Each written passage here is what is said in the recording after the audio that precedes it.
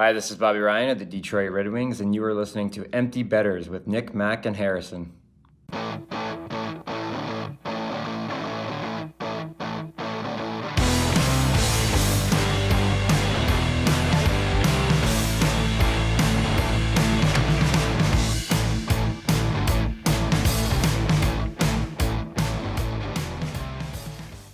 Good morning, everybody, and welcome back to episode 74 of Empty Betters. I'm your host, Harrison Schulz, and I'm going to toss it across the screen to my co-host, Nick Manella. Fresh New Jersey there, buddy.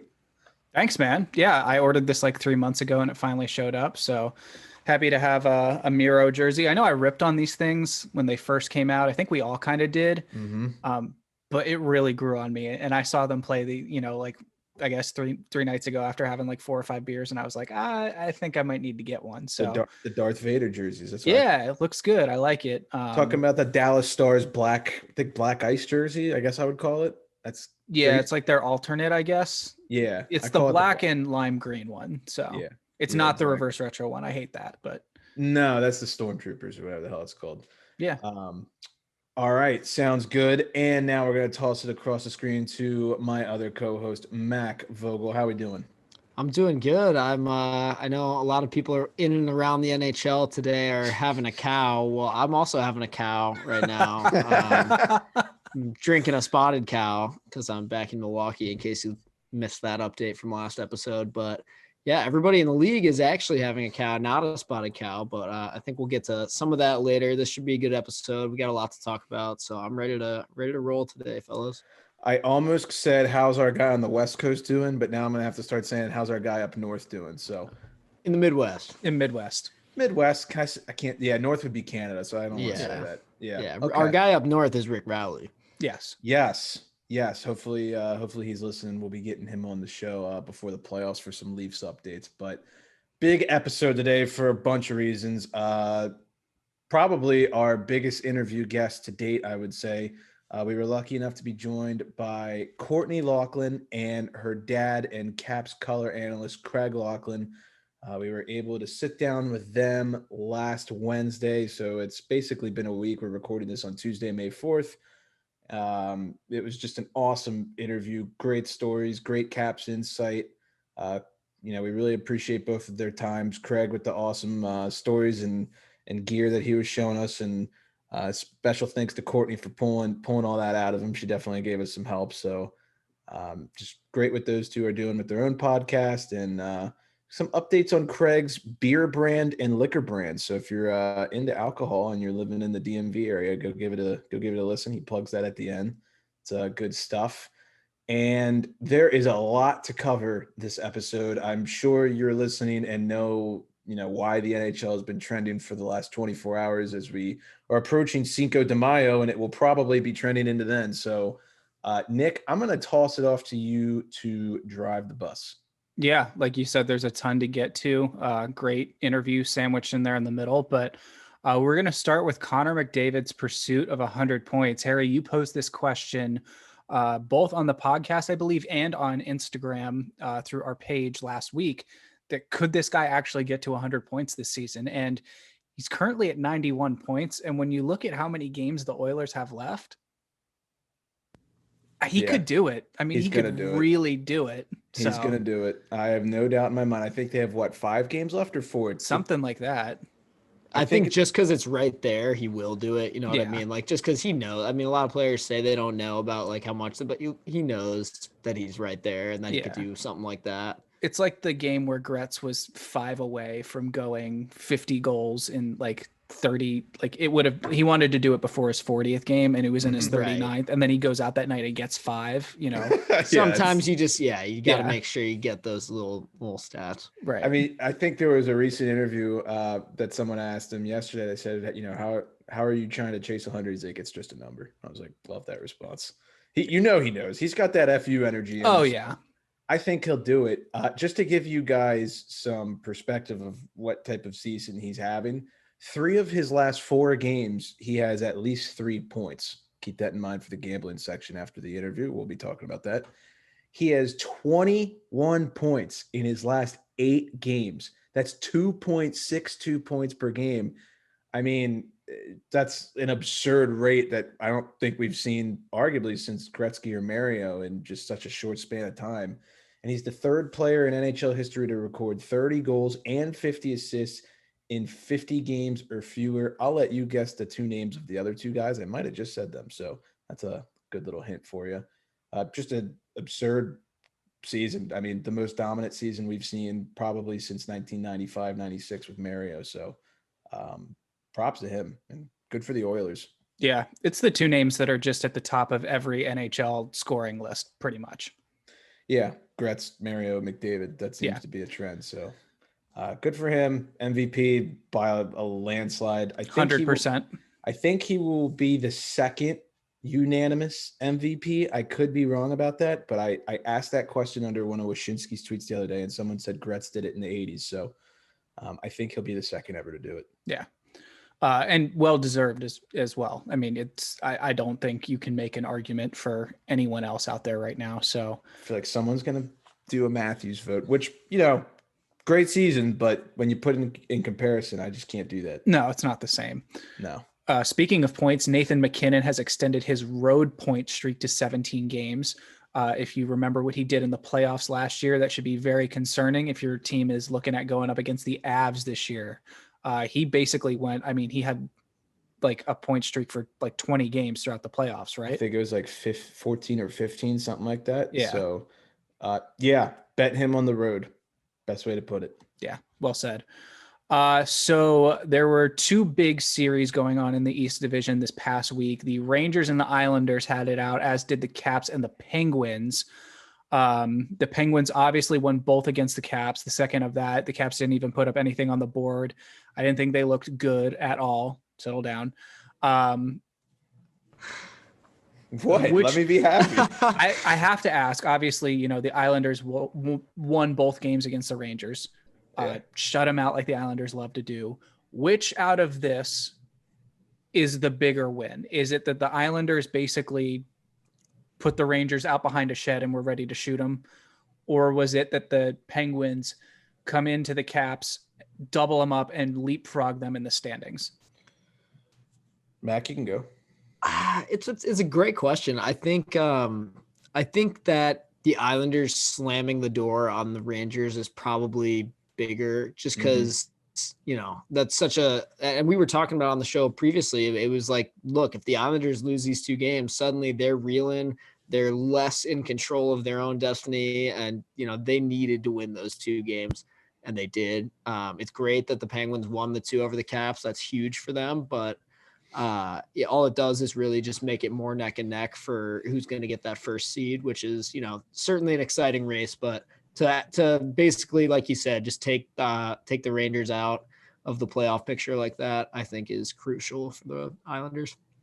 Yeah, I would agree with that. We spoke with Craig, obviously before both these series happened, and he said it, and we agreed with him, is that the Rangers were the one team that you do not want to play. We talked about playing the Islanders, the Bruins, the Caps, the Pens. We all know that every team is good out of those four and what you're going to expect to get. But the one team that scared everybody was the Rangers, and they are now officially out of the playoffs.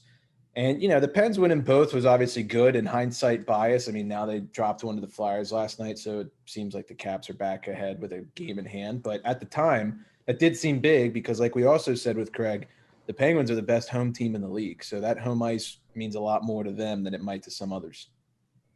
And also don't underestimate that point that we managed to scrape out of that first game. I feel like the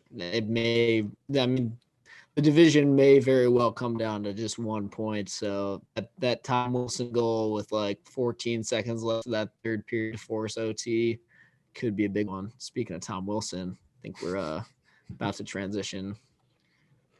Yeah. Nick, I'll let you take this. You can tell I'm ready. Yeah.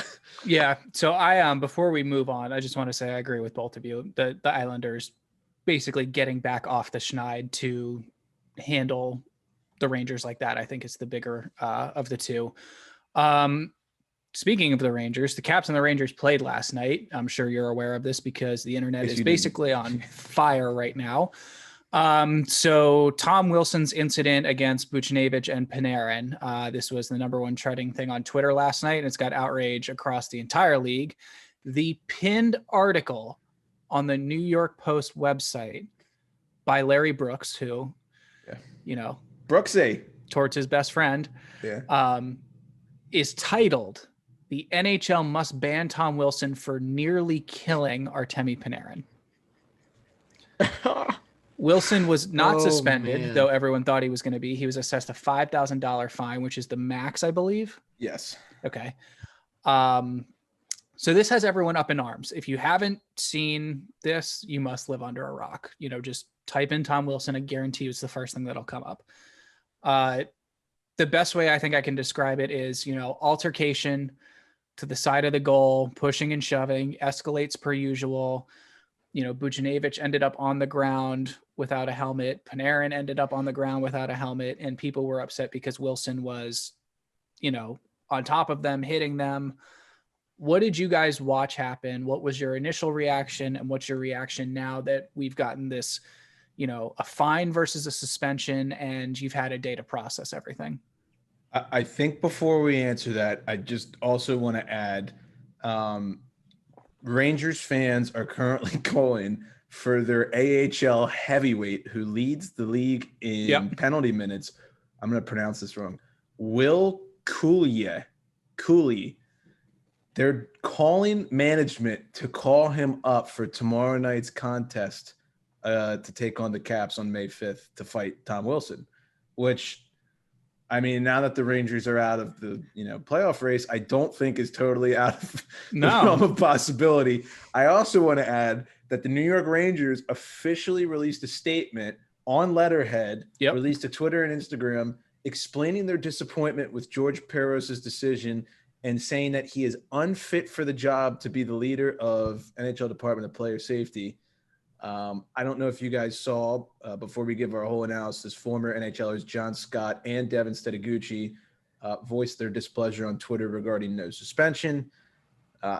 Out of the two of those, I think coming from John Scott, that might mean a little more as a former tough guy himself. So let's get into it. I know Mac is chomping at the bit, so I'll let him go first. God, where to start? I'll try to keep it short. This one feels more daunting than the Vrana trade even. I feel like I have so much to just get out here, but I'll try to really keep it brief, keep it to the point. Basically, I'm watching the game last night, and I saw the play. I think I've watched a couple times since then just to, be sure of what I saw. I can't really tell fully what's going on when Buchnevich is on the ground. I think he may have hit his head, he may have hit his shoulder. I've seen people saying stuff like that on Twitter.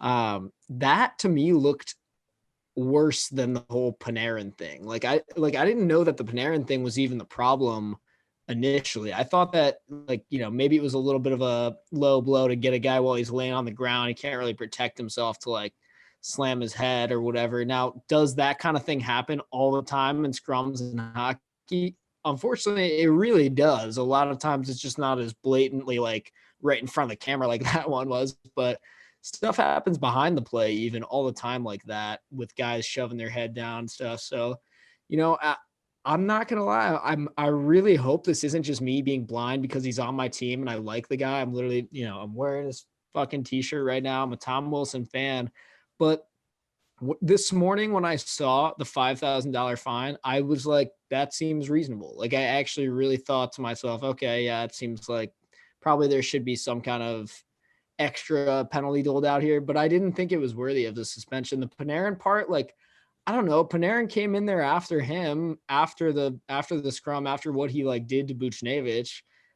If you come after Tom Wilson, he's gonna come back after you. I get that. Panarin loses his helmet. He's getting swung around. It's a little bit of a reckless play going on there too. But I mean, I don't know. It's just one of those plays that I think was dealt with in the right way. I'm actually quite surprised to see that Rangers statement. I think that is a little heavy. Honestly, they're basically calling for the resignation of this guy at this point, which is bro, you got to have a lot of balls, which I know all the Rangers big balls or whatever, but God, that's all I'll say for now. I'm gonna rant about it if I keep talking longer. So It's all good. Nick, you want to go? I'll let you go. You always go last. I'll let you go second.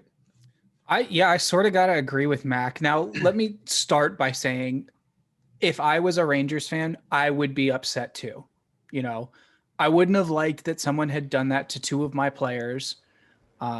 It would have been very annoying that one player could have done that to two of mine. But yeah, I mean, we've been through, stuff like this before. I think the one that sort of came to mind for me, of course, recency bias, how has this affected me before, is do you guys remember when Ray Emery, rest in peace, got Braden Holtby up against the boards in the goalie fight and was like, hitting his head, and then the head was hitting the glass? That's sort of what I thought of in an incident like this. And Rangers fans, I get it. Was it probably like a little bit of a cheap shot and a dirty move to hit someone with no helmet on? Yes. But when a scrum escalates to that point, stuff happens. This is all part of the game. And I just don't think it was unlike anything we've seen before. You know what I mean? Like, I just don't think it stands out as something crazy that we've never seen anything like that. Like, to me, it wasn't as bad as that McDavid flying elbow that he didn't get suspended for. I agree. I think that was a way worse, way more suspendable play. And Mac, I completely agree with you. Whereas I saw the $5,000 fine and I was like, I'm shocked he was not suspended. Not because I think he should have been, but because it's Tom Wilson. Same, exactly. I think this is getting blown out of proportion. Like I said before, I understand that, yes, it was a dirty play. Yes, I understand Rangers fans are upset. He got fined. I know that really doesn't mean anything to anyone, but releasing an official team statement and referring to this as an act of violence and having a pinned article says, Tom Wilson almost kills. This is overkill to me.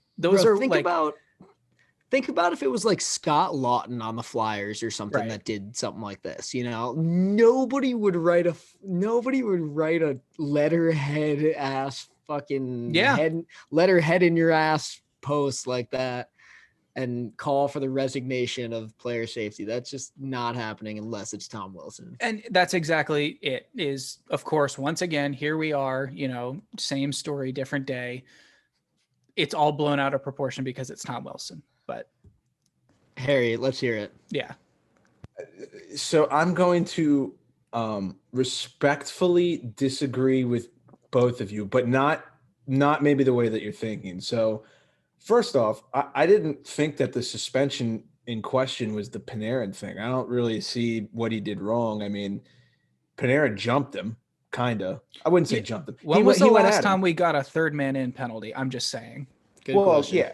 Yeah, exactly. I mean, he went at him, and Wilson took care of business. Like, I don't really have a problem with that. I don't see an issue. It's the Buchnevich part that I have a little bit of an issue with. Is it something new, like Max said? No, it's not. A lot of people were trying to compare it to the Todd Bertuzzi thing that happened before the lockout against the Avalanche. I can't remember the name of the Avalanche player, but where he suckered him from behind. Mm-hmm. I don't think it's quite as extreme as that, because Bertuzzi literally, I think he actually semi-paralyzed the guy, and the guy had no idea it was coming. He knocked him out. I know that. Right. Whereas Booch is in a pile. He kind of knows Tommy's, give him a couple jerks. I think it was dirty. I am shocked he's not suspended. I would have said him getting suspended would be like minus 5,000 for betting odds. Like, I can't believe it. If you're asking me what I truly think, if his name's not Tom Wilson, I probably would have said, okay, he gets like a game or two. I thought for sure. I was watching it at the bar down the street with Cam and a couple other friends, and they're all Caps fans. They even said like, that's at least 5. Yeah. I was like, yeah, that's probably, I was thinking to myself, that's probably 5 to 10. I thought they were just going to give him the rest of the regular season. I'm shocked. I actually can't believe it. Now, I think that the headlines that Larry Brooks published, a little blown out of proportion. Yeah. I think the Rangers statement pretty out there. I'm not necessarily sure I agree with that. I do think it should have been suspendable, though. I just I think the problem is people who defend Tom Wilson are like, well, if it wasn't Tom, we wouldn't be talking about that. But it's kind of like at the point where you can't really separate the two. Like, he is Tom. So, like, he's probably got the most suspensions in the league, I think. So, Well, and I think you make a good point. Like, at this point, and this is something I want to add as well, it was a completely stupid thing to do what he did. Like, it was a completely stupid thing to do, especially in the game at that point when we're already down 2 players. Like, that is not a veteran move. And normally when I'm out here defending Tom Wilson about whatever latest thing he's done that everybody's upset with, normally that's not the case. Normally it's like, oh, he made a hit and like take the last one or whatever. I don't think that was necessarily like a really stupid thing to do. I think he was trying to make a hit and it like, whatever. We all know how I feel about that last hit. But with this one, it was just like he shouldn't have done any of that. Like he really shouldn't have been. And like you said, he is Tom Wilson, so he knows he's on a fucking microscope every single night. And, you know, he's got to know that he's got to stay away from shit like that. Doesn't mean he can't fight. Doesn't mean he can't hit. Doesn't mean he can't play his game. But it kind of means he can't be the guy going in after a whistle scrum and being like the main character in this shit and getting the microscope zoomed in on it even further. So that's what I'll add to it. But this is my dad texting me as we're recording this saying, how does Wilson not get suspended for slamming Booch's head into the east? As we're talking about this. So, yeah, it's a hot topic. Yeah, well, I think the other thing is the part of the Rangers statement I'll agree with is the part where they're criticizing George Peros. I don't know, you know, coming for his job, I think is a little bit much, but stepping up and saying that, hey, you know, DOPS has been all over the place this year. There is no consistency at all. We have blatant examples of McKinnon and McDavid getting the superstar treatment. That's fair. We have examples of guys being thrown more suspensions, you know, seemingly out of nowhere, like the Chandler Stevenson incident where he got 3 games instead of the half of one I think he should have gotten. Yeah. Or, you know, Willie getting 7, right? He got 7. Yeah, he got 7, I think. So There's they've 6 just at least. Yeah, there's like there's just no consistency. There's no, you know, there just needs to be more of that. And I know that's asking a lot because it's such a incident by incident situation, but I think there's work that needs to be done there. I think we can put that one to rest, but hot topic. Yeah. One more thing. What do you think anything further is going to happen? I'm curious about you guys, because this isn't the kind of thing that they can really like reverse, as far as I understand. I don't think. I think that the Rangers are going to get fined. To be honest, I think it's going to be center ice tomorrow night. Oh, okay. So actually, we're not putting the rest. A couple of things I want to talk about. One, I just read a tweet that said the Rangers will be fined more than Tom Wilson for this after their comments. Because it's going to be like slap, none slapping you with a ruler. Get back in your fucking place. Yeah. Yep. Yes. And the second part of this is, what do you expect tomorrow night? Oh, they're gonna go after him. You know it. Like, here's opening something. Faceoff for sure. Do you think Laviolette would even consider? I mean, maybe not since we're down, guys. But I was gonna say, do you think Laviolette would consider like scratching him or something like that to like make a point? You know what I mean? Like, what if Laviolette didn't like it? Because of what I was saying, because it was a stupid fucking thing to do. Like, what if Laviolette is literally just like, Wilson, you're sitting a game because you can't be out there playing hockey like that, which is true. He can't be. He could. I could see him doing that. The other thing I could see him doing is also putting him out there to start. He's like, you know, let's just get this over with. Or Wilson's like, you know, Lavi's like, Wilson, you want to talk a big game? You're gonna go out there and like stand up for yourself afterwards. He's got to know that, you know, it's coming. So. Oh, it's coming. They don't live under a rocky. They're seeing all this same shit. So it's gonna be very interesting. But the Rangers don't have anybody. I mean, okay, so no team in the league has anybody who can beat him up besides maybe Ryan Reeves. You can argue that, whatever. I wonder if they call up this AHL guy that they're talking about. I mean, you kind of have to. Yeah. That's the other thing you've got to think about, though, is Willie's not going to, you know, he's more than capable of standing up for himself. But if it gets ugly, I mean, Dylan can step in. Hathaway can step in. Chara. Yeah. Hot take. And I mean this, like, maybe for the sake of, like, the game, they're not going to because the standings are tight, but maybe you just bench him. to like not let the game get out of hand, because I really believe that it will. Well, that's what I was saying. If Laviolette just scratches him, Yeah. like Yeah, that's not a bad, but not necessarily for the reason that I think you said, just because he's like, I don't want this game getting completely blown out of proportion. yeah, I mean that would be sort of like a pussy move almost, but I could see it I happen. was would. going to say they're going to get roasted online. They're if gonna they do get that, but who if they do cares? it like that. Yeah. But Well, yeah, actually, you're right. whatever. I didn't think about that. They would Yeah. get shredded. And All I'm right. sure that, you know, Yeah, but Peter, Laviolette's not yeah, worried he- about who he doesn't give a shit what people say Right. online. He's just Yeah. trying to make sure his players don't get hurt before the playoffs. So Buy a Willy shirt on our store if you support Tom Wilson. Free Willy. Yeah. It's a sick looking shirt. Go buy it. Shop. Or if you don't support him, buy one and then rip it up, but still buy it. or buy one and light it on fire, but still buy it. But still buy it. if someone buys our Willy shirt, films it, puts it in fire, and then submits it to us, I will personally bring you on for a private 5-minute interview. Oh, Thank you. It'd be kind of funny. All right, we're moving on. Sorry. All right. That got well. well, that was one of the big things to Well, talk no, about. it's the topic of the town. Yeah. The Vegas Golden Knights win streak finally ended at 10 games against the Minnesota Wild. Do I smell a playoff matchup coming? I think I do. Last night in a 6-5 thriller finish. That was a sick game. It was. Some not so great news coming out of Vancouver. Vancouver has placed forward Jake Virtanen on leave after some sexual misconduct allegations. A woman who asked to remain not anonymous for fear of public backlash told Glacier Media that she met Virtanen in September of 2017. She said the two agreed to meet and that Virtanen picked her up and drove her to a Vancouver hotel where the sexual assault took place. So definitely not something that you want to see, you know, regardless of, you know, the outcome here. This is just not good. And, you know, it's unfortunate like that something like that can still happen in the world today. Some more not so great news. Evander Kane is being sued for $15 million. So just, you know, your average cup of coffee. We Jesus talked about Christ. this a while ago. I think it was like at the very beginning of the season, how he was being, you know, he had all these, you know, rumors about his finances going on.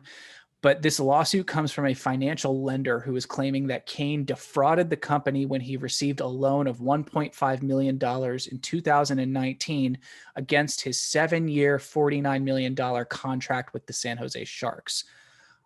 Kane currently has 45 points in 52 games with the Sharks this season. There was a ton of speculation that he was going to be released, cut, traded, whatever. That ultimately didn't come true, but this is bad. I mean, this is a lot of money. So Dude's always in the headlines for money. It's kind of wild. Yeah. Jack Johnson went bankrupt because I think he had his dad as his financial advisor, and it just didn't work out great. It's not working so great now either. But Kane, you know, being a top 10 pick in his draft, being basically the star player on most teams that he's been a part of, you know, a $49 million contract, and somehow it's all going to shit. I mean, I don't really know what to say. It's just not great. So this doesn't have to do with his gambling problems, right? Because he's been in serious issues with Vegas casinos.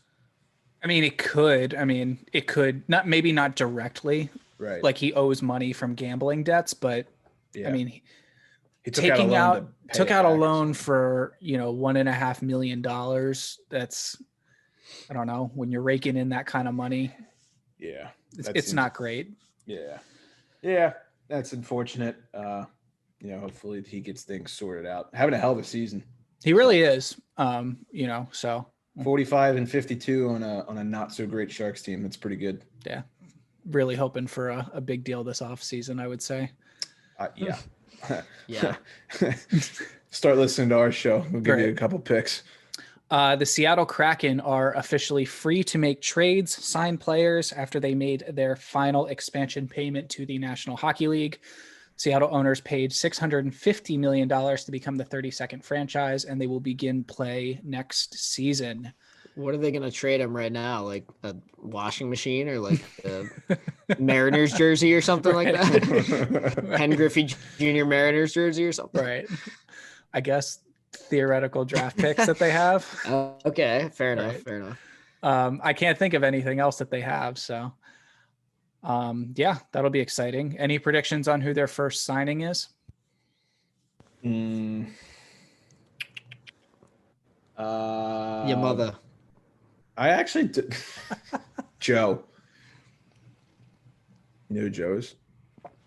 You know the joke? Okay, it won't work then. Joe Mama. Yes, Yeah. thank you.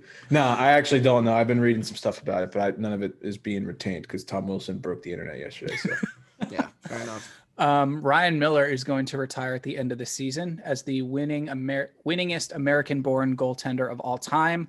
The 40-year-old is 390, 289, and 86 with one tie, a 264 GAA, a 914 save percentage. That's pretty damn good. And 44 shutouts in 794 National Hockey League games, 770 of those being starts. Across 18 seasons with the Buffalo Sabres, St. Louis Blues, Vancouver Canucks, and Anaheim Ducks. So I remember watching this guy when he was coming up, through Michigan State's program. And I mean, I knew he was the real deal then. It was great to watch him. He was dynamite in that 2010 Olympic run that the U.S. had. True. And he was always a guy that could steal games from you. Just a pain in the ass on the Sabres, the Caps, and the Penguins probably for a long time. I mean, the Sabres people forget the Sabres were a threat when they had Danny Briere and they had Ryan Miller in his prime and everything. They were a dangerous team back then. Yeah.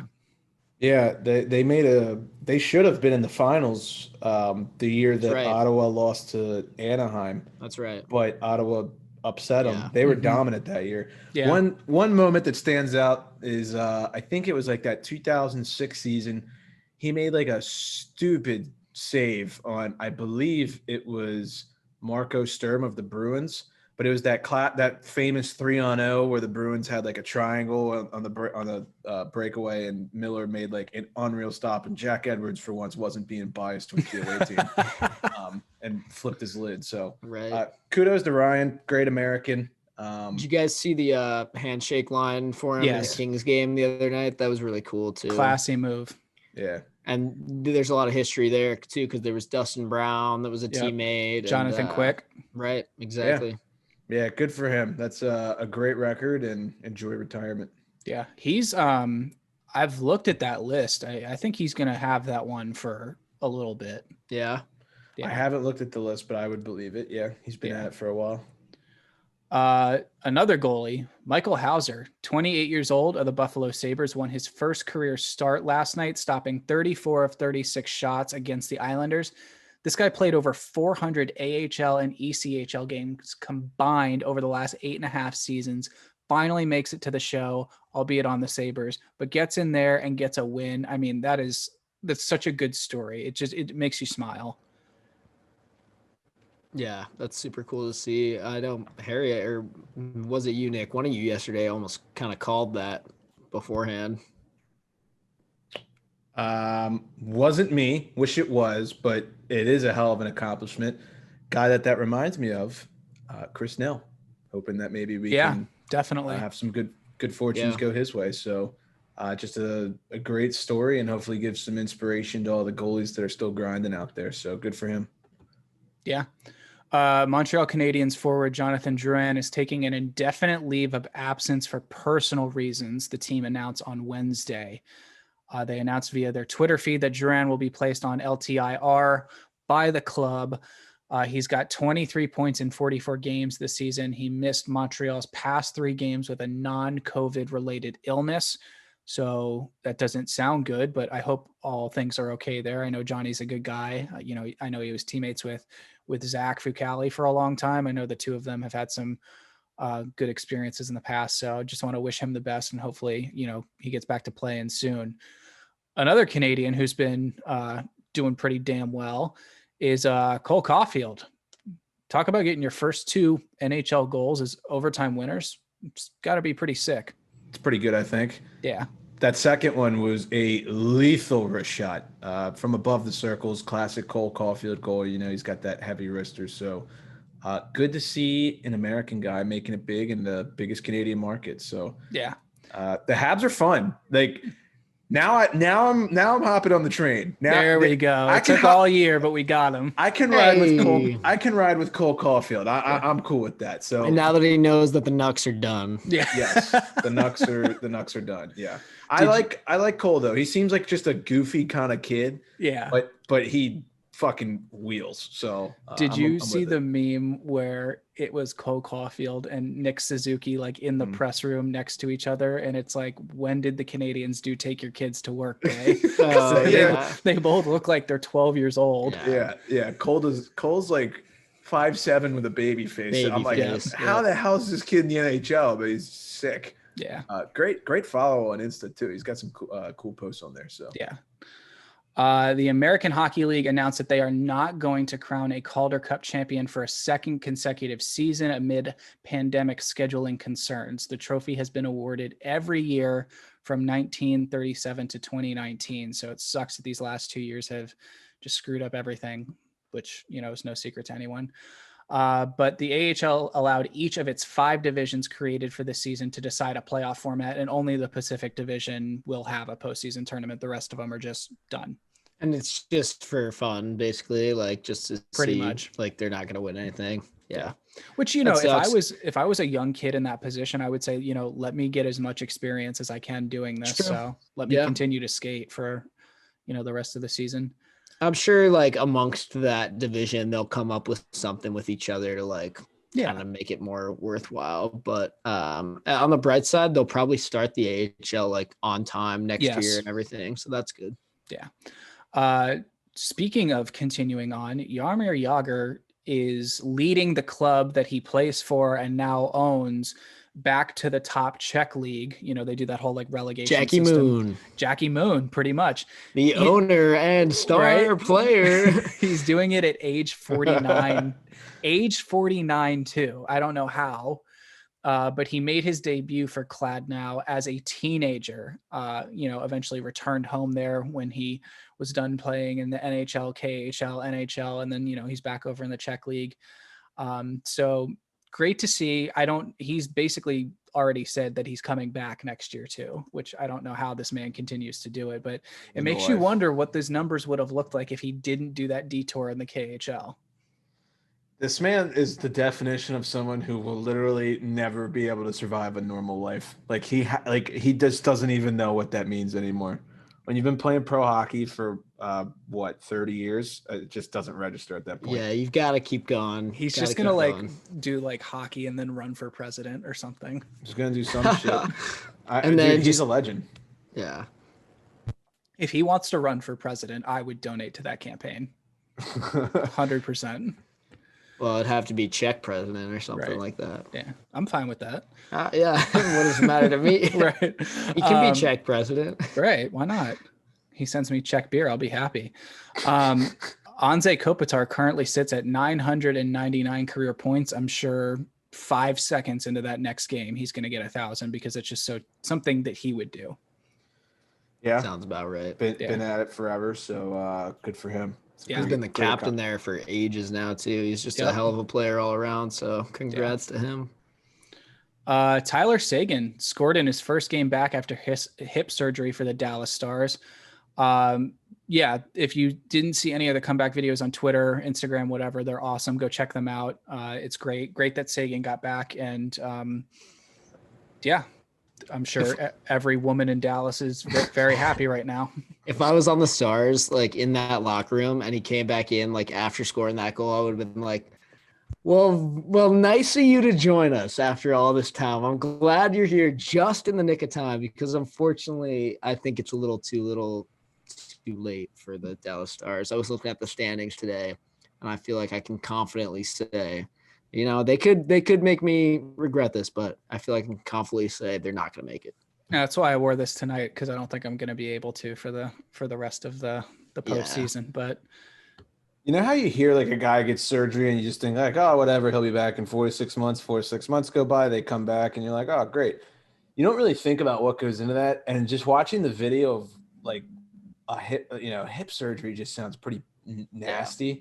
And the dude couldn't walk for like 110 days. So I don't know what I would do with myself. I mean, just a freak of nature, being able to not walk for almost 3 months and then be back in game shape in another 3 months and score a goal. That's crazy. That's insane. Just think about how hard it is to get your legs working to the point of not only walking, but now I have to go skate at an NHL level too. Yeah, it's nuts. But good for him. And that's what I do recommend looking at the Twitter video. It's great. Yeah, that when I broke my knee, like it was, I mean, it took me like a full year to feel normal again, like in my leg. I can't imagine a freaking hip and all that recovery time, like you said. That's wild. Yeah. The National Women's Hockey League, the NWHL, announced on Wednesday that it is going to double its salary cap to $300,000 for each of its 6 teams.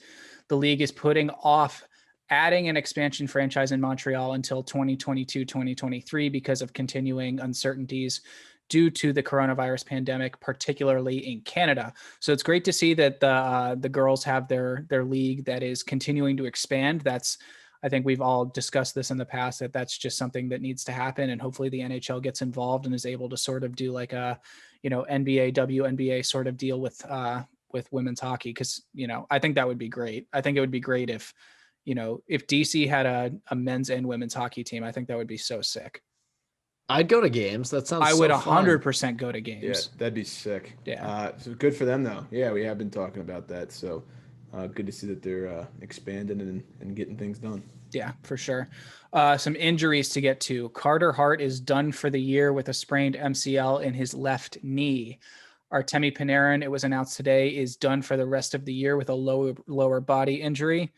Mike Matheson is going to be week to week with a lower body injury. That one's a huge bummer. Yeah. Alex Ovechkin left the game last night after one shift and is listed as doubtful for Wednesday's matchup. Ovi had missed the 3 previous games prior to that. I have a feeling they're going to keep him out for the rest of the season at this point, regardless. Yeah. And as if that wasn't bad enough, Evgeny Kuznetsov was added to the COVID-19 protocol list about 2 hours ago. I didn't even see that. Fuck me. Before we get to Craig and Courtney's interview, I just want to say, thoughts and prayers out to the Oshie family. Yes. Saw that today. It's just very sad. TJ is one of the best. I hate his team, but I love TJ. He's a good guy. Plays the game the right way, and that video after him winning the cup talking about his dad nearly brings tears to my eyes every time I watch it. So hopefully everything will be okay for the Oshie family going forward. Yeah, and we know what his dad meant to that hockey community up there, so I'm sure it's a sad day for all of them, but I just want to wish them the best. Absolutely. Alrighty, well, we are going to get to the moment you've all been waiting for. We're going to get to the Craig Laughlin and Courtney Laughlin interview right now. But before we do, let's take a minute to talk about Brackish Life. If you're like us and grew up on the water and outdoors, then Brackish Life is perfect for you. They have a wide selection of gear from UV shirts to hoodies and hats. It's Real Bay apparel made by Real Bay people. Head to www.brackish.life today to check them out. A little salty, a little fresh. Brackish Life. Brackish Life has also teamed up with Rink to Reef Chesapeake Bay to preserve the area many of us call home. Rink to Reef repurposes broken hockey sticks into oyster restoration habitats. Brackish Life donates a portion of their proceeds to Rink to Reef to further preserve the beautiful Chesapeake Bay area. Support this great cause by checking out www.brackish.life today. Reminder, this interview with Craig and Courtney is brought to you by Brackish Life. Enjoy, everybody. Well, it is my pleasure to welcome 2 special guests to our podcast today. We have the first ever recurring guest on the Empty Betters podcast, Miss Courtney Laughlin, and she decided to bring her dad along, Mr. Craig Laughlin. So both of you, thank you so much for taking the time out of your day to chat with us. We're looking forward to this one. I know our listeners are as well, so welcome. All I have to say is thank you so much for introducing me first, because I'm the cooler Laughlin. Ladies always are first, Courtney. I'm happy to be on with these guys. Okay, this is great. This is awesome. I had so much fun with you guys the first time. I mean, you guys even emailed me and you're like, this time bring drinks, because I think I gave you guys a hard time. I was like, where's the alcohol in this session or in this podcast? So I got a drink. So I heard a lot of great things about you guys, other than one of you. Is a Penguin fan, but I'll let that off. I still want to come in because it's 2-1. right? It is And 2 to now 1. we've got 4 to 1. Yeah. So I figure this is going to be a great podcast. So Yes. way to go. Yes. I'll let it slide for now, but sure. Okay. So last time, Courtney, we had you on to talk about your playing career, but I think this time around we want to start with your dad. So Craig, just with a lot of our listeners and a lot of our guests, we like to ask, where you grew up and how you got into hockey in the first place. So you're from the Toronto area, if I'm not mistaken, correct? Yes, right downtown. I grew up right downtown, very close to Maple Leaf Gardens. In fact, when I went to high school, my high school was like 2 blocks away, but I lived north of the arena. So I had to take a subway, a streetcar. I'd go past the gardens all the time. Maple Leaf Gardens is iconic for anybody that lived in Toronto. And I was fortunate enough to grow up right there. And I played my high school hockey games there. I played some of my mite, squirt, and peewee games there at Maple Leaf Gardens. So it was just an iconic building, and to have the opportunity to play there as a pro was even that much more special. But I decided to take the college route back in the day. I played junior actually, but I was cut off my midget team, and I was pissed at the coach. He cut me. I took like 3 shifts, and he said, "Laughlin, you're cut." And I was like, what's happening to my hockey career? And I wasn't the greatest skater, and I didn't have the greatest hands. I didn't have this and that. And, I wanted to play hockey for fun. So back in the day, and I tell Courtney this story all the time, I ended up playing juvenile hockey. And for people that don't know, listening to this podcast, is juvenile hockey sort of in between midget and junior when you're not good enough to make junior and you sort of want to stay into hockey. So I played juvenile, and I happened to be recruited by a junior team the following year. The Wexford Raiders, a buddy of mine, played for the team, and he was like, "Craig, come on out. You have a chance to make the team." And I ended up going out and made the team and just had a wonderful experience at junior hockey. And I got recruited to Clarkson University, and no one in our family had went to college. My mom and dad were farmers, and I picked Clarkson. I had a couple other schools interested, but it was only 4 hours away. So I wanted my mom and dad to experience coming to the United States, because they had never been over the border in their whole lives until I went to Clarkson. And that sort of started my route to pro hockey. And so it was an interesting growing up in Toronto, shooting against my sisters in the backyard. My dad built a rink. He had a mini Zamboni that he made with steel pipes and a handle and a piece of carpet. And he used to do our backyard. And our backyard, by the way, for people listening, was like 30 by 20. It was in downtown Toronto row house. So we ended up playing there. And that's where I found my passion for hockey, and still going strong to this day. Let me just say this, that the trend of the brothers shooting on the sisters, my dad carried over, and that was what my brother did. And I was like, "Dad, I want to play," or Kyle, my brother, "I want to play." He's like, "Yeah, great, you can play, just go stay in net." So he must have taught my brother well. Yes, I did. But that was sort of the route to, the NHL too. I never thought I'd ever play in the National Hockey. And I'll tell you a funny story. And when I was turning pro, I was playing at Clarkson. I was in my freshman year. We had the best team in the country by far.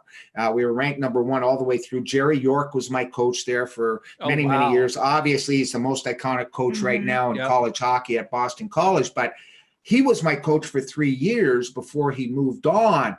And my first 3 years were just so incredible that I had a chance to play with Dave Taylor. Obviously, he was a good friend of mine, part of that Triple Crown line with Dion, Taylor, and Simmer out in Los Angeles with the Kings. And he wore 18 there. I ended up playing for the Kings. I had to turn it around because I couldn't steal Dave's number, so I turned it 81. And that's why, that's history night right now, the second highest to Gretzky. So I was happy with that.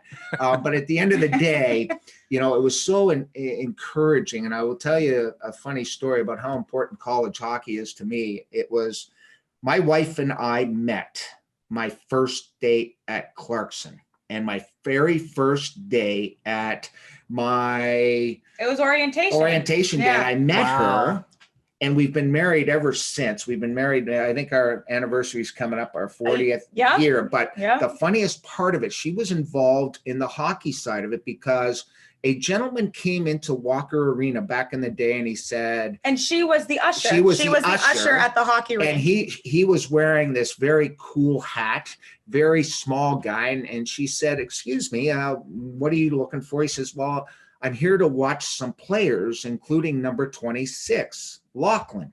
And she said, what? Says, I'm dating that guy. And it ended up being Ronnie Caron, who was a general manager and one of the head directors of player personnel for the Montreal Canadiens. And that's how I got my start being drafted by Montreal.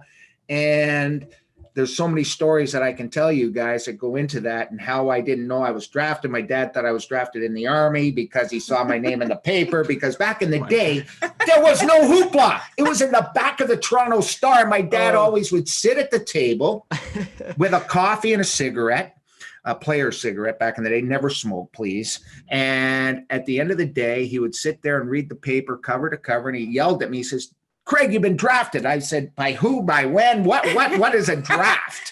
And I ended up being drafted like 200th or whatever by the Montreal Canadiens. And they told me to stay in college, of course. I wasn't one of those college kids back in 1980 that would make the immediate jump to the National Hockey League. So they schooled me well, and I had to play in the Nova Scotia Voyageur program in the American League and had a chance to finish my career in the National Hockey League. So very exciting times.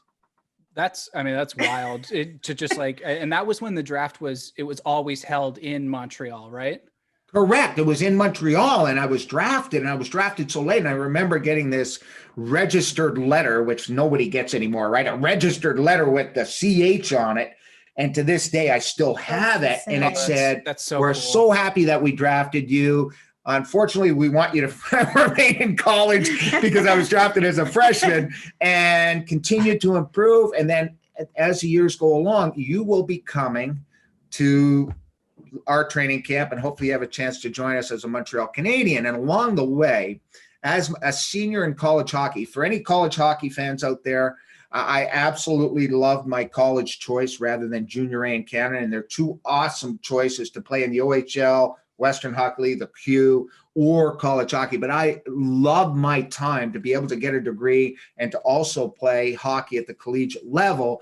And in my senior year, and if there are any college fans out there, you would love this, because in my senior year, and I've remained friends to this day with this gentleman, Lou Lamoriello called me and said, Craig, would you like to play in the first ever senior game? And I was like, a senior game in college? We were just beat out by Boston University with Jimmy Craig, O'Callahan, Davey Silk, all the guys from the 80 Olympic team. They beat us at Boston Garden, and they upended us because they were 4th and we were 1 in the country. And we got bumped, and you can't get back into the tournament back then once you were bumped. So we were done for the season. So I went to the American League and started playing in Nova Scotia. And he called me in Nova Scotia, called our coach up at the time, John Brophy, and said, John, can we get Craig to come back and play college hockey in the All-Star game? And what a great concept Lou came up with. It was the seniors from the West against the seniors from the East. And I ended up spending about 2 weeks with Lou, not only in Providence, but then traveling out west to Minnesota to play in the college senior hockey game. And that was the last one that ever was. There was never one more. We had the only one back in the day, and I was lucky enough to be coached by Lou Lamoriello. And today we still laugh about it every time I see him. So it sounds some like interesting such a times. cool idea. It's a shame they didn't continue that. Why wouldn't they do that? Yeah, I think fans would go crazy for it. And you could have been drafted. You didn't have to been drafted. They just picked the 20 best kids that were seniors in the East versus the 20 best kids in the West. And when I look at the rosters back in the day, I mean, it was incredible that we had and to be honest with you, I don't even remember the score because I had so much fun. And we played in Minnesota, and we played in the rink in Minnesota that had glass boards. And I'd never played in a rink that was all glass from the ice to the top of the big glass boards, and it was fabulous. There was 10,000 people that came to watch us. It was an incredible time. I just have to be honest, I have never heard this story before. So you, like, all of us are hearing this story for the first time. That's incredible. I have never heard that and story. That's why Lou Lamoriello, every time he sees me, said, Craig, come over here. I got to talk to you. Yeah, this guy I want to talk to you about how you left the American League to come play for me. And I'm like, Lou, I was doing it because I wanted to play. I mean, I was so excited, but we still chit chat about it and laugh about it to this day. That's so cool. That's a great story. That's awesome. It's funny you mentioned that because we just interviewed Tarek Hammond, who currently plays for the South Carolina Stingrays.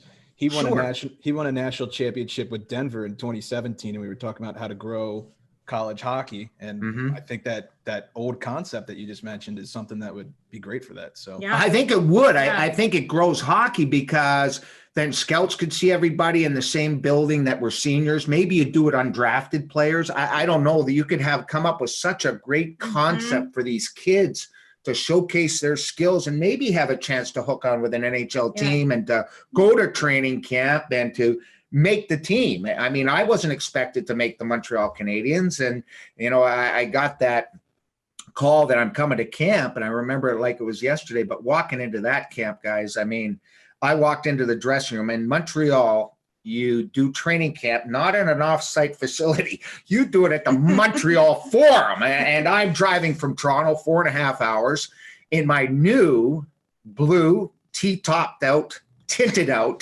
Camaro. And I had with my $10,000 signing bonus. Wow, $10,000 and Montreal Canadian, by the way, which is worth about $6,000 American.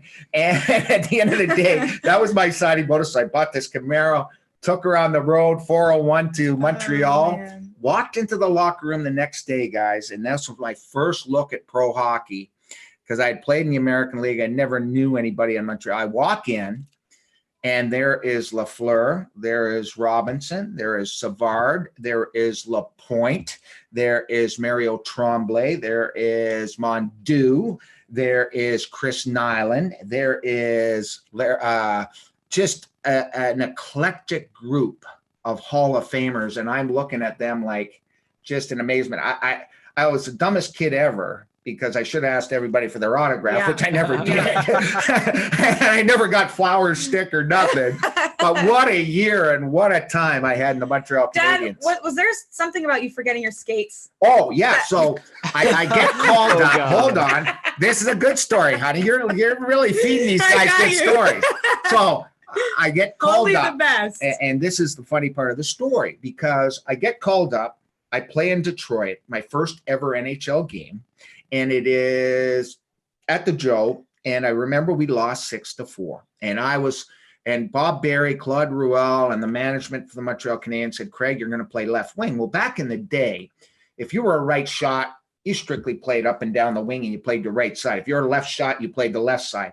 He says, no, you're going to play the right side. And I think a lot of that stemmed from, to be honest with you, is Herb Brooks and his success, not only in the Olympics, but then coming over and coaching the Rangers the way he did. If you notice in the early 80s, he had everybody switch lanes, and he was sort of the first guy to do that back in the day, because we always were taught just to go up and down between the dots and the boards. That was sort of our lane. And obviously hockey's changed drastically from that and got better because of it. But he said, Craig, you're going to play left side. And I had a real problem. Number one in the NHL, and I'm playing my first NHL game in Detroit, and the puck's coming hard to me up the wing, and now I'm on my backhand. Because you're a righty. I'm a righty, and I'm playing on my left. Yeah. And I'm just like catching the puck, and it's firing off. It goes to the point. They take a couple of blasts from the point. And I've never seen guys shoot like this. I mean, they had Willie Huber, and they had all these guys back in the day that could just pound the puck. And Reed Larson played at the time and got the wicked shot through. And I remember I called my wife after the game. I said, didn't go very well, honey. And this was on a Thursday night. It didn't go very well at the Joe. I'll probably be coming back to Halifax. Well, the next day we have practice, but this is the first time ever we're practicing not at the Forum, because if there's a concert in there, we have to go to Laval. So, and we get in a bus and go to Laval. So I'm this young kid getting up early. I'm early at practice. You fully get dressed other than your skates over your shoulder with your stick and your helmet on. You jump on the bus. We go about 45 minutes away and get ready for practice. So dummy me, I get to the rink and all the guys are putting their skates on. And I'm thinking, yeah, about time I'll get ready, because the coaches are on the ice getting ready. And I sort of pull my stick over my shoulders and there's no skates. And I had forgot the skates at the Forum for my first ever practice. So the trainers rush out, go back 45 minutes. They're going crazy on the ice. Where's Craig? Where's Laughlin? Where is he? They're doing line rushes and I'm nowhere to be found. So I'm sort of standing at the glass like this little kid, just leaning on my stick, thinking, I feel so stupid. They ended up getting my skates. I ended up with a 15-minute practice, and the coach pulls me over, Bob Barry, at the end of the practice and says, Craig, by the way, Reggie Ewell is still out. You will be playing Saturday night, 8:00, hockey night in Canada against the Calgary Flames. And to this day, I remember it like it was yesterday. Can I grab something quickly? Is that okay? Yeah, absolutely. Yeah. Go, keep it rushing. Keep it rushing. Yeah, keep it rushing. Go. Keep talking, Court. Listen, like these are insane. And once you reel him up and let him go, it's just story time for him. And it's fun because I've heard some of these stories. And like I said, the one story I'd never heard. So you guys heard that story same time as me. So we've got some show and tell here. So back in the day, and for fans that don't know it, when I played in the early, the 80s, we only could dress 19. You could only dress 11, 6, 11, 6, and 2. So here was the roster. I don't know if you guys can see that. Okay, there's the game sheet. Notice nothing's typed up, nothing's done. And there you see our roster for that game. And that was my second ever NHL games roster against Calgary. But what's really cool is at the Forum, and check out the first goal. Can you see that? Oh, that's awesome. Oh man, that's so cool. I love that was my first ever goal with Lafleur passing it cross seam, and I beat Patty Reagan for Calgary. But Robinson started the play. The funny part about this story is my first goal, I remember on the Forum, and I was still playing on the left side, so I'm coming out of the zone, but I'm away from the benches. And at the time, the coaches would whistle or yell, Laughlin, get off, let's go, line change, line change. And I didn't hear them. I said, no line change, with Robinson with the puck behind the net and Lafleur skating up the ice. And all I remember is his flowing, beautiful locks behind him, the fans standing at the Forum. And I said, I got to be open somewhere. And I came over the blue line and I yelled, Flower. And he just threw me a nice soft pass for a one-timer. And I stayed in the NHL ever since. Wow. Never, ever went down to the minors, followed that game. And it was just the pinnacle. And after the game, the pinnacle, maybe one of the greatest moments in my career, is when I was undoing my skates. And we ended up losing the game. But I was undoing my skates, looking down at the floor. We were upset. We lost to the Flames, yada, yada, yada. And I see this big foot come right next to me. And so I look up and I go like this. I look here, and then I look here. And it was Mr. Beliveau. And he said, Craig, we'd just like to welcome you to the organization. And I stood right up and shook his hand like this. Hi, Mr. Beliveau. Wow. So I've had some incredible times. Hockey is my life, my passion. And I mean, it's just been a wonderful ride, and it's still going strong. So I'm a fortunate one, I guess. Yeah. That's incredible. Great story. I love how it's all handwritten and you have it like right in the frame. Yeah, that's so cool that you have all that crazy stuff. Well, yeah, I had to call Montreal for it. It's the only jersey back in the day that I never have. I have the rest of my jerseys from all the teams that I played for, Toronto, Los Angeles, and Washington, but I never could get a Montreal sweater. We called them sweaters back in the day, and we still do. But Montreal used to, and they don't anymore, obviously, because of fans being so enthralled with Montreal jerseys and people wanting real jerseys and all the things that happen nowadays. They used to just simply take your nameplate off and put on someone else's. So you would have the same jersey. I was wearing. So did you know whose jersey you would have? Would they tell you this? Well, no, I was 22 at Clarkson, so I was 26. Oh, I see. In Montreal, but I wore 26, but it would have been the same jersey that a year before, 2 years before that. I think it was Butch Bouchard wore it. And then he was traded or retired. And so I got his jersey, but it's the same jersey he wore. There's no nude sweaters back in the day. It's like college. They do that in college sometimes. So like college. Yeah. So it was cool, but I loved it. So if they kept going with that, Jeff Petrie would be wearing your sweater right now. Correct. You are right. Wow. Nice. Yes, Jeff Petrie. And there's probably a few goals left in the jersey. That's why he's having a great offensive year. I left him a lot of goals. Don't you worry. There we go. That's great. So what's your story with the trade to Washington? Do you want to touch on that? Sure. Well, when the trade happened, it was actually probably advantageous to me more than anybody, because at the time, and I'll tell you the backstory to the trade and why it really came together, is the first round of the playoffs. And you guys know as well as anybody, you guys are hockey fanatics. One of the best rivalries, and we always talk Pittsburgh and we talk the Caps as being one of the greatest rivalries. Even Laviolette said today in his press conference that it is probably the rivalry of ages in the National Hockey League, not only because it's two cities that have a great dislike for each other as far as hockey goes, and their star versus our star, and the cast of characters over the years that have always tried to challenge the Caps or beat them out.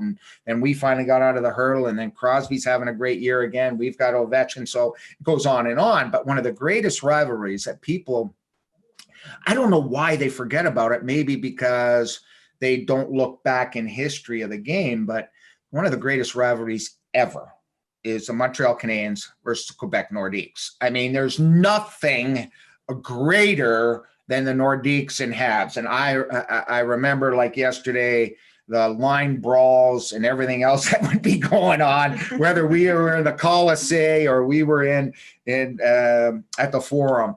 But what happened in the trade, and the reason it all came down, was the fact that at the time I think we were probably 51-14 and like 7 or some crazy numbers like that. We were the best in the National Hockey League.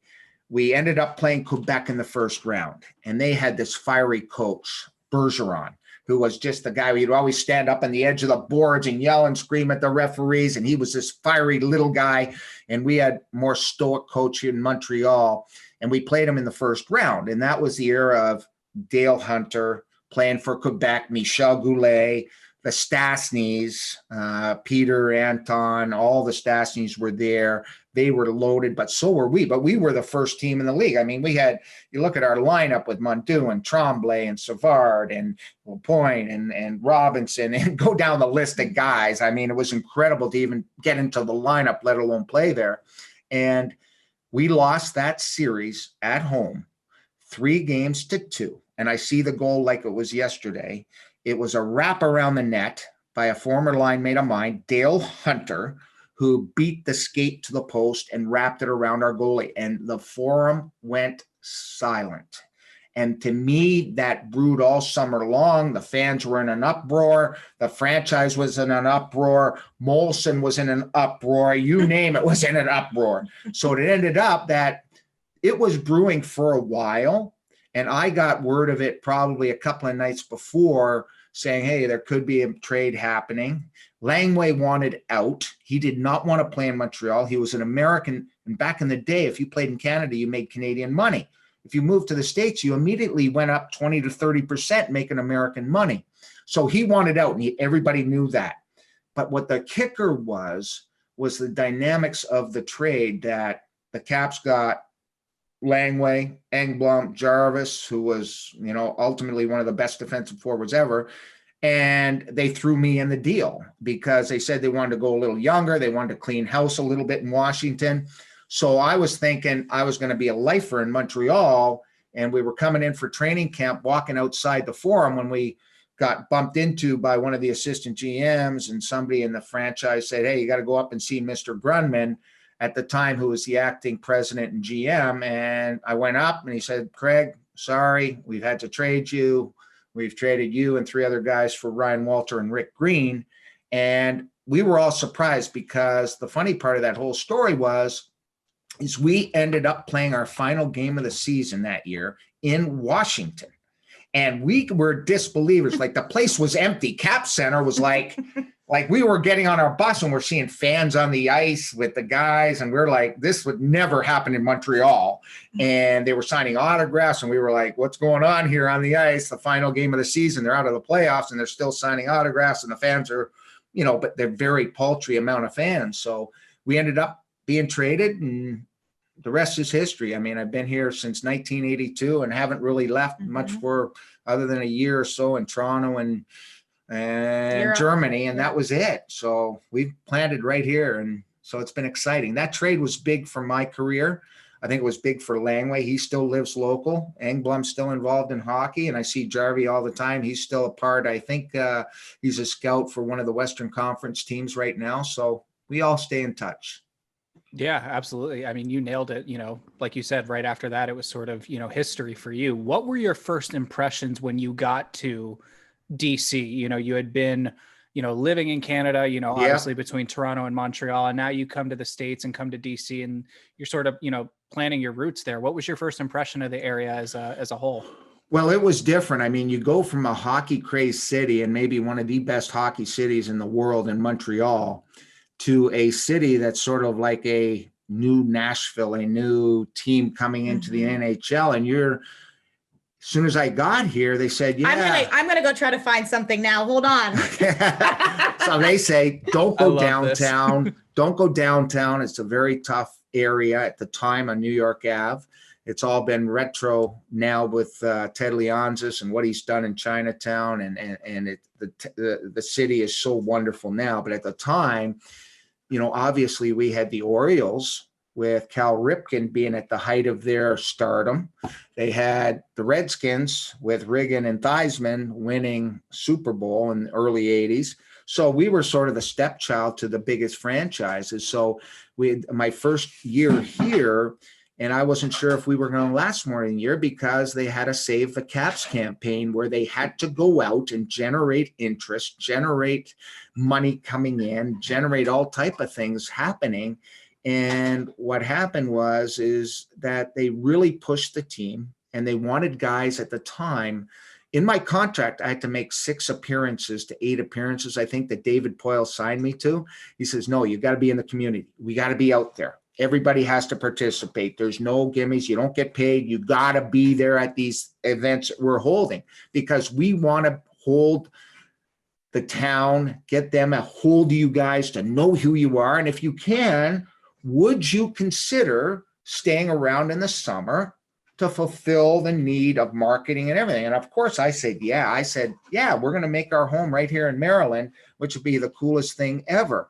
So we did, and we've been here ever since. And to me, that Save the Caps campaign was tough, but Courtney's got a great picture. And this was us when we arrived, and it was the first photo shoot of what they wanted to show on the Washington Post at the time, because they wanted to get us out there that this big trade happened. And, part of the trade was that Mr. Poland, who was the owner at the time, he had to approve the deal. David Poyle had to go to Mr. Poland and say, is it okay if I trade your favorite player, who was Ryan Walter? Him and Ryan Walter were like this. He loved Ryan Walter, much like he loved Wes Unseld.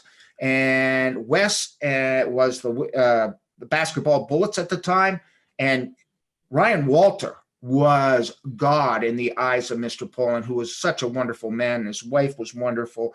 Just a wonderful ownership group here when I played here, as it is now with Ted and his family and everybody involved. So it's been incredible, but he was definitely wanted to market. And Courtney's got a great picture that just shows you. This and was in the I can send Post. this to you guys too. It's kind of crazy. And that is us on I-95, guys. Our first week that we arrived here in Washington. That's funny. And I can send you guys a copy. Yeah, we'll of that send you a too. copy. Also. But that is such a cool time. crazy. It just brings in 1982, us sitting on I-95 pretending we're And hitchhiking. then you have that muscle, the monumental muscle, right? That was another part of your campaign. And isn't it funny now it's called Monumental Sports now here in town, but we started out with Monumental Muscle, and you just have to look for the guy with the biggest biceps in the picture if you want to see me. I can send No you one that else too. is in the Great. type of shape I was back there, I tell you. I You think I can't can get in see great him from shape here. until It's you pretty drink a lot of obvious. beer, okay? Oh my God. I made sure I did it this in the Oh, picture. I made yeah. sure I pushed my They hand. all are. They're all, for we're some all- reason, low-key flexing in those photos. But no, we had a lot of fun, and they did a lot of cool stuff to try to get us get the fans excited. And in the first playoff game, it was a whiteout, 18,130 at the Cap Center. And it was incredible against the Islanders and just a wild time. And you scored the very first playoff Stop, goal. Courtney, stop bragging about me. No, I'm not bragging. It's just we had to tell you this. I didn't know my that. mom and I were talking about it one day, and Yeah. I don't even know how we got on the topic. But we were like, Dad, did you know that you were the first ever? No, Mom told me that I was the first ever to score a goal at Cap Center in the playoffs at at Cap home. Center. And I said, what do you mean? She says, I was at the game. Mom's like, Of I course. think that this happened. Dad's like, it was. It That was a thing. So Courtney, of course, does her due diligence. I and- looked up. He literally researched was it. the first player in Caps franchise history to score a home playoff goal at Cap So Center. if you guys want to win a beer or something at a bar, ask that It's question. a good trivia question. That's a very good trivia question. There's always Who whenever scored? I'm watching the Caps games with Joe B and yourself, and Yeah. there's always the trivia question. A lot of them I feel like sometimes they'll pull ones that have to do with your stats. And it's always funny when sometimes you don't even know your own stats. 'Cause why would you though? No, It's- yeah. The one with Ovi. The one worst with one, Ovi. yeah, the Ovi one was a bad one because I picked Uh-huh. Ovi over me, but why wouldn't you? But I have one that I pick on my Chiron guy every time, and I've got to mention his name, Adam Miller. And Miller always comes up with some of this, and he said, who had more assists in the history of the Maple Leafs, Mike Palmateer or Craig Laughlin? And of course, it was a goddamn goalie, Mike Palmateer, had more assists than me. And I was like, they just want to embarrass me, guys. I mean, I don't know all those statistics. I remember my first goal like it was yesterday. I'm not even sure I remember my last goal ever, but I did score. I know I had such a tough time at the Joe. I just played lousy there. And my final year, I think in Toronto, I said, I got to score in the Joe because I had never scored.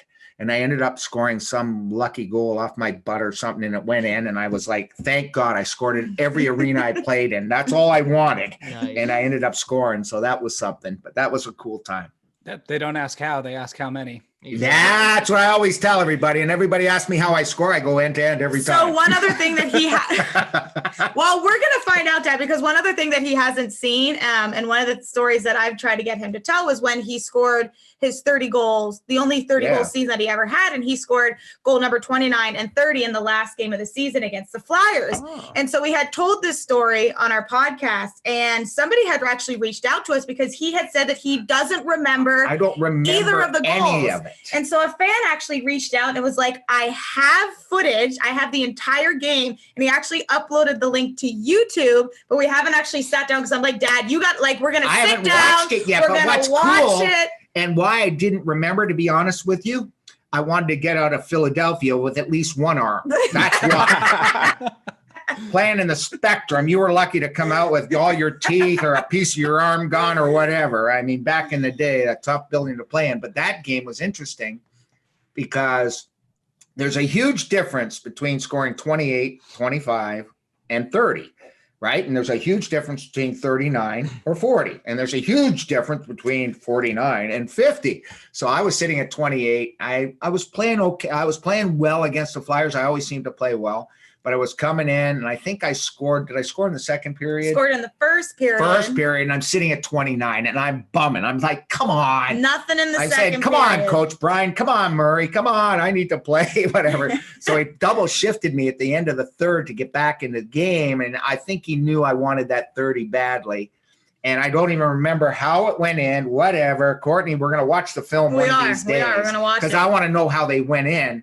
But I ended up beating, I thought it was Pelle Lindbergh, but it ended up being Bobby Froese for my 29th and 30th. We lost the game, but we made it tight. It was 4-3, and I think they scored an empty netter to make it 5-3. And to this day, it's cool that now, even Mr. Dick Patrick, who's been the longest running president in the NHL of a team here in Washington, he always introduces me, hey, you're the 30 goal guy. You see what I mean? And if I didn't get 30, he's not going to say you're the 29 guy, Locker. You're a 30. So I needed that one. And Love one that. fact about that, when I was, again, doing all my Here we research go. of looking at all the stat sheets, he had 2 shots and 2 goals. So that was all his What's shooting wrong with percent that? was Perfect 100%. in the second period when you had nothing. Was you I had minus goose 4 or eggs. something? Well, that stat I haven't looked at, but you're probably right. I got 30, so there you go. 30 goal scorer. Shooting percentage. So I always had a high shooting percentage. My shooting percentage was always between 20 to 30, right around 25, I think. I probably averaged 21 or 22. The reason was I couldn't skate very well. I was a grinder. We were called the plumbers back in the day when I got hooked up with Greg Adams and Alan Hallworth, and we had so much fun. It drove the coaches crazy, but I used to practice every summer, and the kids out there listening, if anybody's listening, how to get better, you got to work hard and you got to practice. And my brother said to me, he was in college at the time. He says, well, if you want to get better with your shot, go down in the basement and shoot off the cement wall and shoot 150 to 250 pucks a day. And I was like, that's not going to make me real better and much better. And he said, yes, it will. So I did it all summer. And to me, that changed my whole career around. Just the fact that I could shoot so many pucks. And every time I got in a game, I felt confident. When I hit my stick, I knew I was going. It's like Joe B always bugs me, because why would I want to shoot low when I could put it right under the bar and make it look even better? So that's where I try to put all my shots. Well, not only did it get you 30 goals, you actually had a point per game that season. You had 75 and 75. So that's Thank you. Cool. I didn't even know that. And the thing that bothers me about that is along the way, who beat me out there in scoring? Was it Gartner or somebody? I don't have that pulled up at the moment. Okay, but somebody, it was Gartner or Christian had, I thought I could lead the team. That would be another thing I could have done. But of course that doesn't happen. So that was my year of my career, but it's one I remember fondly. But you don't remember that in hockey. You remember the stuff in the locker room. We had a 13-game winning streak that we got this plaque. And David Poyle, I remember at the time, gave us a cassette, because every time we went onto the ice during that streak, we had, of course, a cassette player that was about this big in the locker room. None of these big, Sonos and everything that's in all the locker rooms now. We had this handle with a cassette recorder to put in the middle of the room at Capitol Center and on the road. And we'd always play, to this day, one of my favorite songs, because it brings back those memories, was The Doors and LA Woman. And the reason we played LA Woman, because it was 7 minutes. And we thought for 7 minutes, we had sanctuary in the locker room, and the coach wasn't allowed in 7 minutes prior to us hitting the ice for warm-up. And as soon as we started playing, the coaches knew to stay out. If they were going to give us a lecture or yell and scream or whatever, they knew they had to do it before the 7 minutes. And that was sort of a thing that we built on. And to this day, I still have the cassette up on my desk, and I still have the plaque from LA Woman times. Now, but you still have it. I still have it. For the record, you tied Gartner for second, and Dave Christian was first. Yeah, so I was right. Tied. So, and how's that? How in the heck does Craig Laughlin tie a Hall of Famer? Go figure. You guys touched on something that I wanted to ask you about. We could probably sit and ask you a bunch of questions about your playing career for hours, but we know we only have you for X amount of time. Your guys' podcast, you want to talk about that? Yeah, Family Faceoff. We've kind of been on pause for a little bit, but we're going to pick it back up for the playoffs. For the playoffs. It's a really fun project that we've always wanted to do. We love talking hockey, and I've been involved in watching my dad broadcast for forever. And to this day, every time after a Caps game, if I'm here at my parents' house, every time he comes on, I'm like, Dad, how about that game? He's like, oh, can you just give me like 5 minutes to breathe? And I'm like, no, Dad, what'd you think about Tom Wilson? Or what'd you think about this? Like, no, but guys, she texts me all game long. My phone blows up. I'll be like, that was a stupid player. What was he doing? Or wow, great save. Or and Courtney, WTF. And I just say I can't say that on air, but yes. Like, I can't say it, but I was thinking it. So. Yeah, correct. I can't say it, but no. So she's wonderful, and she has such a fun. passion. She has such a passion for the game that it comes out on our podcast, and she is sort of in charge of production, of setting up what we're going to talk about and everything. Says, what time are we recording? What time and where is down in the basement? So all he has to do is walk. Well, what's the name of the studio? Studio 18. Studio 18 here. Had to build it at his house, so it's nice and convenient. But just a project that we've kind of always wanted to do together. And this season with him not traveling. Really, not as big wheeling as you guys are. Like we're second tier. Like we're second tier. You guys are the big wheels. I saw some. You guys nice are the big little, wheeling. You guys have like studio chairs and Your production stuff. is very good. Yeah. I'm just happy. I'm just happy I Cheers. took my Christmas tree down from the last time I had Courtney on. So, that's a win in my book. That's true. Yeah. No, it's been fun. It's a fun project, and we're gonna kick it back up for the playoffs and talk hockey, talk stories, talk beer, lots of stories, talk whatever. Yeah, so it's fun. It's been fun to chat about that kind of stuff in Caps hockey. What's it like doing that? As sort of the father-daughter combo. What's that been like for each of you? I think it's great because she has a lot of things that she sees that sometimes I'm like, I didn't really see that. Like she'll say, Dad, this guy's not doing this and not doing that. She's a very analytical about how the game was played. And she knows when she sees me on air or I'm talking, she says, Dad, this is a dud of a game. And I'm like, yeah, it is. Like I can't hardly stay awake. Joe has to keep touching me and nudging me to stay awake. But, I think her insights are incredible and it makes it fun going back and forth. Like off the podcast, she's saying, well, this guy's no good. And I'm no, this guy's this and this guy's that. And I'm like, well, this is this. So we have real good conversation. And to me, that's what it's all about. Everybody has different opinions. Yeah. You guys have different opinions. One of you guys like the Penguins. Go figure. But, that's an opinion. That's an opinion. And I totally understand it. But we're Caps and we're hockey and you guys are hockey. You're not just Caps. I understand that. So we have a real great relationship with that. I think it's fun because it is father-daughter, but it's also just like two people that love hockey, right? And so like it's fun to be like, and also like he embarrasses me all the time, and I'm like, he said what? Good thing I can. Yeah. It is, but I'm like, good thing I can edit because that's coming out because you said what, and so I've become a really good editor to edit the stuff that he said. Oh, we've had some stuff that gets edited. The stuff that ends up on the floor is some cool stuff. I hope she destroyed it because some of the stuff I say, I don't know. I don't know either, but it's been great, and I mean. That's yes, so Dad he likes to show up and say, "Okay, Court, what are we doing?" And then boom, right into it. We just go. So it's fun. So we're gonna. I even showered for you guys tonight. I mean, I was down here at 5:55, a quick shower, and then get ready. And I was like, "Okay, here we go." Pre-game nap, and there you go. Right there, I'm good.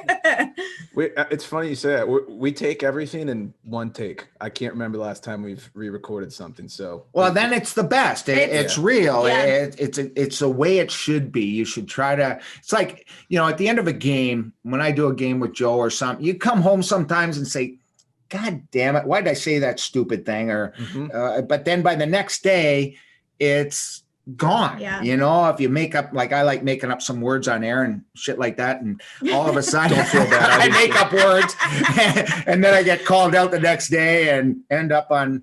Pardon the interruption and everything I end up on, but at the end of the day, it's all in fun. It's sports. It's supposed to be fun. I got to entertain, and Joe and I, we have a great relationship, and it's funny. But when I come home, man, I'm like, as soon as I walk in the door, I'm like shielding myself. Okay. How about this? How about that? He was. That's all. She's like, I'm done. I need a break. I do want to show you something, and then you guys can ask me. I'll sort of help run your show. You can ask me about my beer and everything, but I do have to show you this, which Courtney's really upset about. Yeah, this is not. Okay. It's not. Oh. Is that a Titan? That's a Titan. Okay, but wait a sec. Who's it from? Is that you guys? Gretzky. And you guys know my name. Is Courtney. And this is to my son, Kyle. And so Gretz gave me this, his original Titan. We played him one night. And that is Gretzky's stick, and that's his handle that he always used. And every stick I've got, like, wow, wait a second. There's his Easton. When he went to the shiny one, he gave me one. Is that too. The aluminum one? Yeah. Yes, that's a two-piece with the Gretz. But notice, and I'm not sure if she's ever going to come down here and erase Kyle's name or not. That also says to Kyle. It says to Kyle. Your friend, Wayne Gretzky. But at the end of the day, at the time, Courtney was... I wasn't interested in hockey, actually. There was a time in my life where I was a figure skater. I did not start out. I remember I told you guys that story. Yep. And then I think I was like, wait a second, that sport looks way cooler. But don't worry, guys. I guarantee that name somehow I'm going to come down here and it's erased. And it's going to be posted in our room upstairs or something. I've already been secretly trying to Google how to erase permanent marker. It's just a different kind of editing, right? I mean, Yes. game basket. Yes. So she's still sour over that, fellas. I am not too happy. So you mentioned Joe B earlier. Yep. When did you got your start in broadcasting in 1990, if I'm not mistaken? Yep. What was that transition like for you, going from playing the game to now you're calling the game and calling the game in DC? What was that like? Right. It was interesting because at the time I had played in Germany. I played in Landshut with one of the greatest European coaches of all time. His name was Karl Gutt, and he was the Czechoslovakian national team coach. And I went over to Germany, and I was one of the imports. Back in the day over in Europe, you can only have 2 imports. It was myself and Dave Donnelly, who had played for the Bruins. And I had left Toronto and went and signed a contract in Landshut. And it was a very difficult time in my life because my trade was also difficult. When I was traded in season, my only in-season trade, I was traded to Los Angeles. And obviously David Poyle got fleeced for Grant Ledgerd for me, which is, I still can't believe he got ripped off like that, but he did. And I love Grant Ledgerd, by the way, but that was a ripoff sending me to LA. But at the end of the day, she was born 2 days before the trade, and I had to get on the plane to LA, and it was a very difficult time. So after that year, I ended up signing in Toronto, and then Toronto, John Brophy got fired, and he was sort of my in there because I'd played for him in Nova Scotia. And John Brophy, as everyone knows in the hockey world, was a hard-nosed, no-nonsense coach, the gray hair, wore a hat on the bench, all this type of stuff. Greatest guy ever to this day, bless his heart. One of my favorite coaches I ever played for, even though he was a hard ass, he was awesome. But at the end of the day, I went to Germany, and we ended up playing a full season in the Bundesliga against Frankfurt, Dusseldorf. Chris Valentine was in Dusseldorf. Peter Lee was in Dusseldorf at the time. And we ended up having to play in what's called the relegation round, just like in soccer over in Europe. And lo and behold, I was this Canadian guy, and they called me the Canadier. All the European guys couldn't speak English, and it was like, you're the Canadier. And to this day, that's sort of, I was in Landshut. And at the time, we had been dealing with coming back to the NHL and playing in St. Louis. So I was jazzed. At the time, I was 32, 33. I was actually in unbelievable shape playing on the European Olympic rinks. I was practicing not only all my skills, they had a skill coach. And so I was learning things that I really hadn't been taught in the NHL. Back in the day, guys, it was go out and play. There was practices were blue line to blue line. There was more cardio, less systems, and just go out and work your butt off and let's see what happens. And now everything's so technical. But at the time, I said, okay, I'm going to go to Germany and we'll see. So I was dealing with my agent at the time, and he says, yeah, St. Louis is going to sign you in February to play in the playoffs for the St. Louis Blues, because Ronnie Caron from Montreal said, yes, we'd love to bring you in, Craig. This would be great. So I'm sitting in Landshut thinking, this is awesome. I go back into the NHL. I'm playing better than I ever have. And because I'm playing every other shift over in Germany. So now I'm not like a third liner. I'm actually a first liner. And I'm just oozing with confidence. I'm thinking this would be a great transition for me to go right back in the NHL, play the last 15 games, play in the playoffs with the Blues, and have a chance to win a cup. So at the end of the day, my agent calls me back and says, Craig, unfortunately, the International Ice Hockey Federation won't let you leave your contract. And I'm like, what? No. He says, you have to play another 21 games. No. I said, wait a second here. I finished the season. You're telling me that there's no playoffs and I'm playing 21 games. Yes, you have to play in the relegation round. So Dave Donnelly at the time knew his career was over. And he says, Craig, I'm going back to Boston. See you, buddy. And I'm like, so I'm the only import at the time. And now we have to play every Division II team in the country or over in Germany. And we ended up going, I think 19-1. I think it was 20 games. So we went 19-1. And I remember I had like 50 points or something. There might be a stat out there how many points I had and all that type of stuff that you guys can look up. But at the end of the day, they were so excited because now we kept all our sponsors, Poolander beer, all the logos we had on our Mercedes-Benz. So Max Fiedra, I still remember his name to this day, was GM. And Max says to me, Craig, you took us. We are in Division I still. Do you want to come back? And what do you want?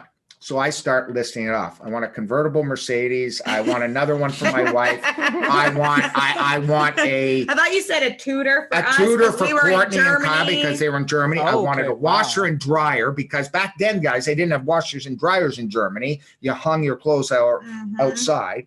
So I was saying, I want all this. And I want a private tutor. I want a housekeeper. I want all this stuff. And I'll come back to Germany. I want a 3-year deal.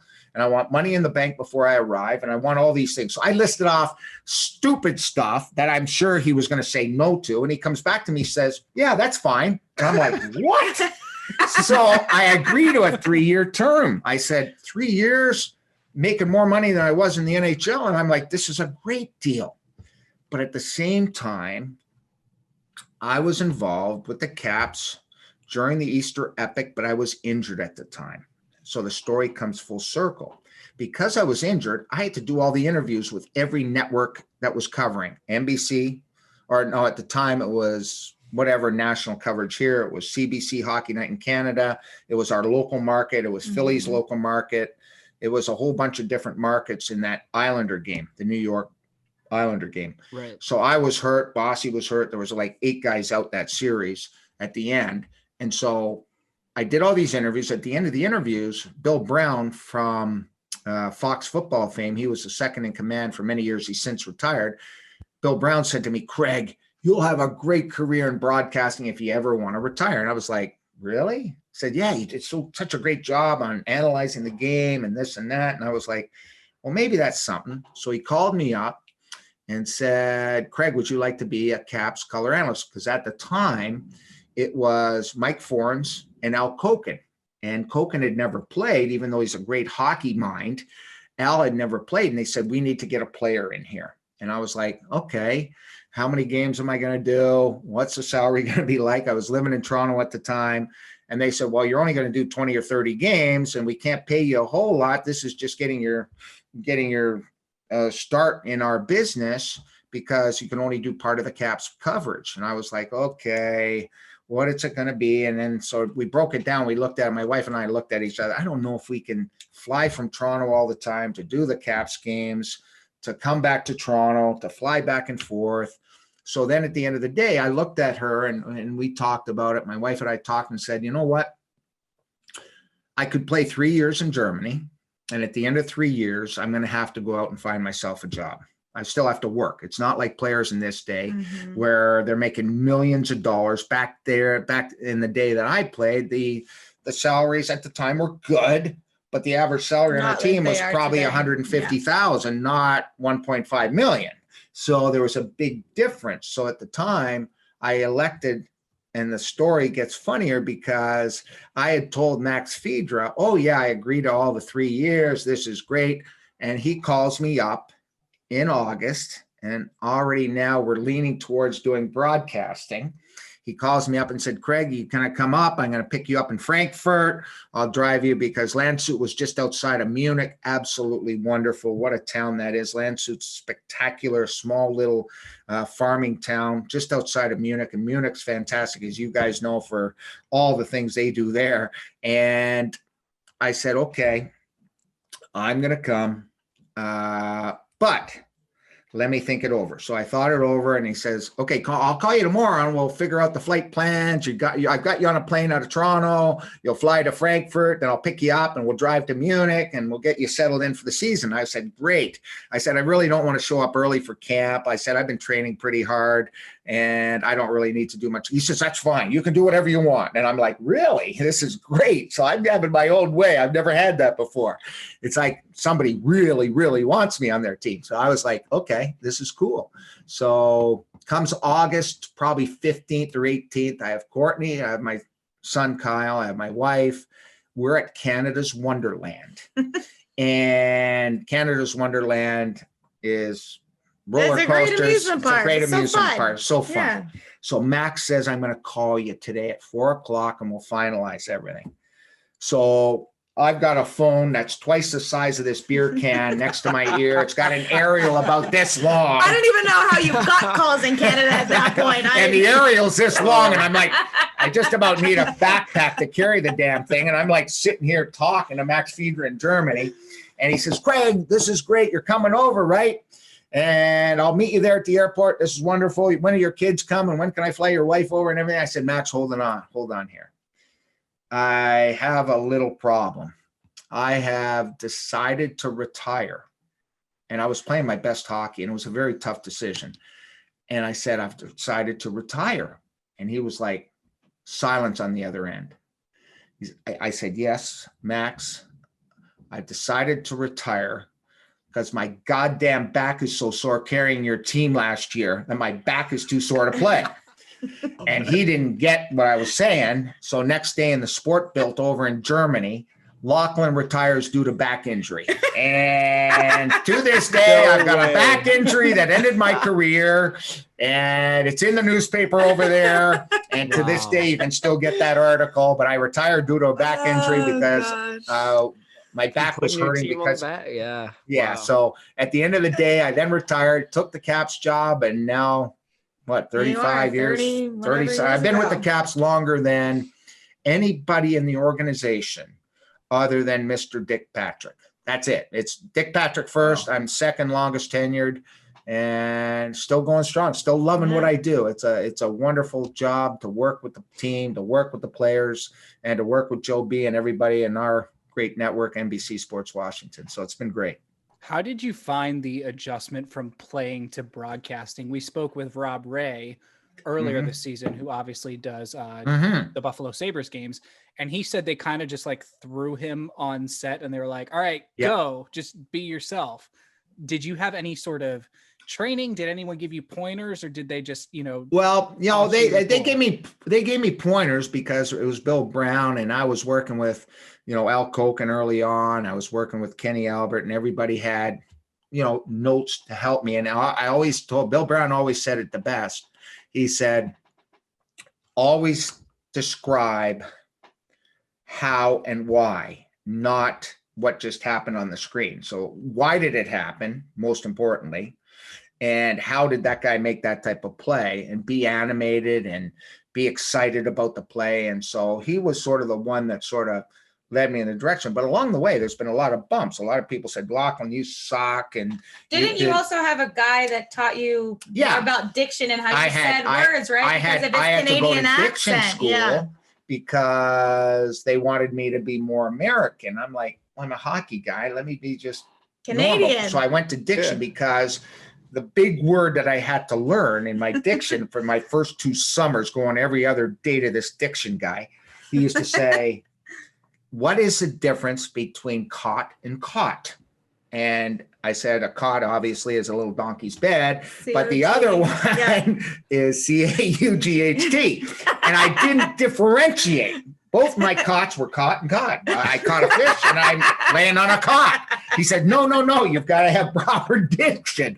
So I had to go through all these words and all these things. And then people were saying, well, you're not explaining it right. You're doing this. And I'm like, okay. And we don't want you and we don't like you. And so you go through a lot of stabs in the back and you have to get through it. And you know what? By the time now I'm doing this now 35, 40 years, you got haters out there and that's fine. I don't care.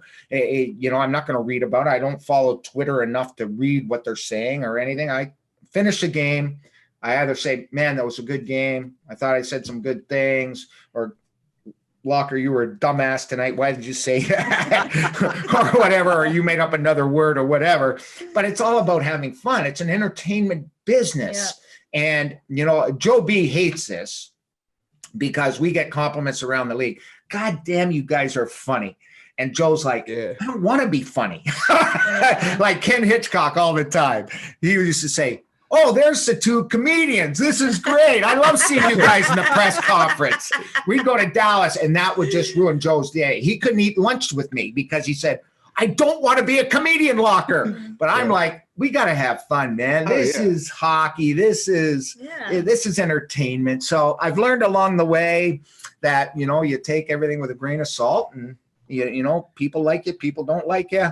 I've got my family that loves me most of the time, so I'm a happy camper. That's what counts. Until I text them, I'm like, you just said what?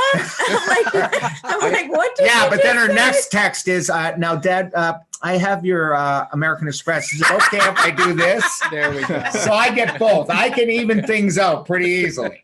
It's funny you mention that because I am obviously the Penguins fan, but I love your Tuesdays broadcast. It's phenomenal. I mean, we had Steve Mears on, who does the Pens broadcast with Bob Erie.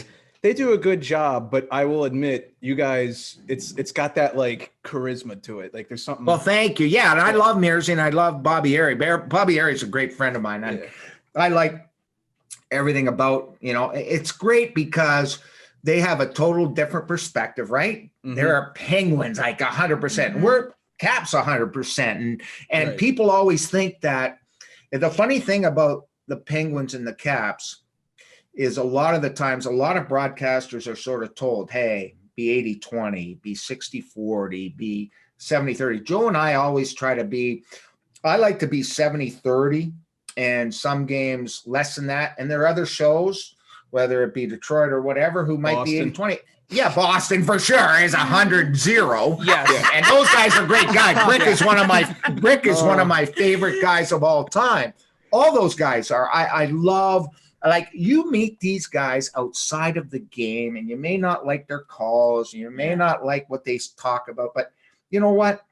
They're all paid to do what they're supposed to do, and call the game as they see it. And everybody has two eyes, and you know what? That's fine. I think in a lot of situations, we try to be, 70-30, and maybe somebody's 90-10, or maybe he's 100%, and that's fine. I don't have a problem with Brick and those guys in Boston.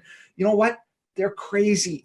They are so crazy involved with the Boston Bruins, and that's passion to me, and I love it.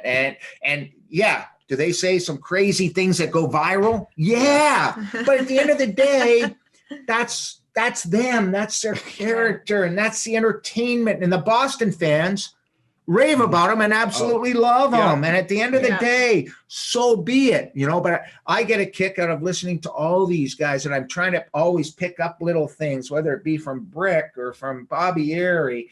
I love his analysis, and Mears, he's a great guy. And to me, it's just about calling the game. You get two different sides. You're a Penguin fan. You may want to listen to him, and the way the world is now, you can pick who you want to listen to. Right. And that's cool, man. That's very good. I mean, one of my best buddies is Trip Tracy in Carolina. They do a heck of a job with Johnny Forsman when he was there. Now he's going to be in Seattle.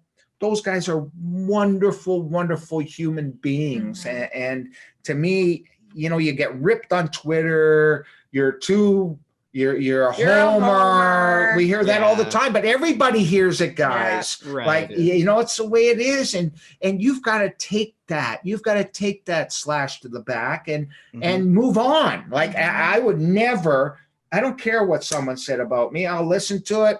It's going to go in one ear and out the other, and it's going to fester a little bit. But man, next game, I got to keep calling the game. Dad, he laughs his butt off when I sometimes read him the tweets of what people have said about them. He'll just be like, he'll be like, what else did they say about me? He's like, this is hilarious. Like, and then I'll say to Courtney, I've got a good comeback. Here it is.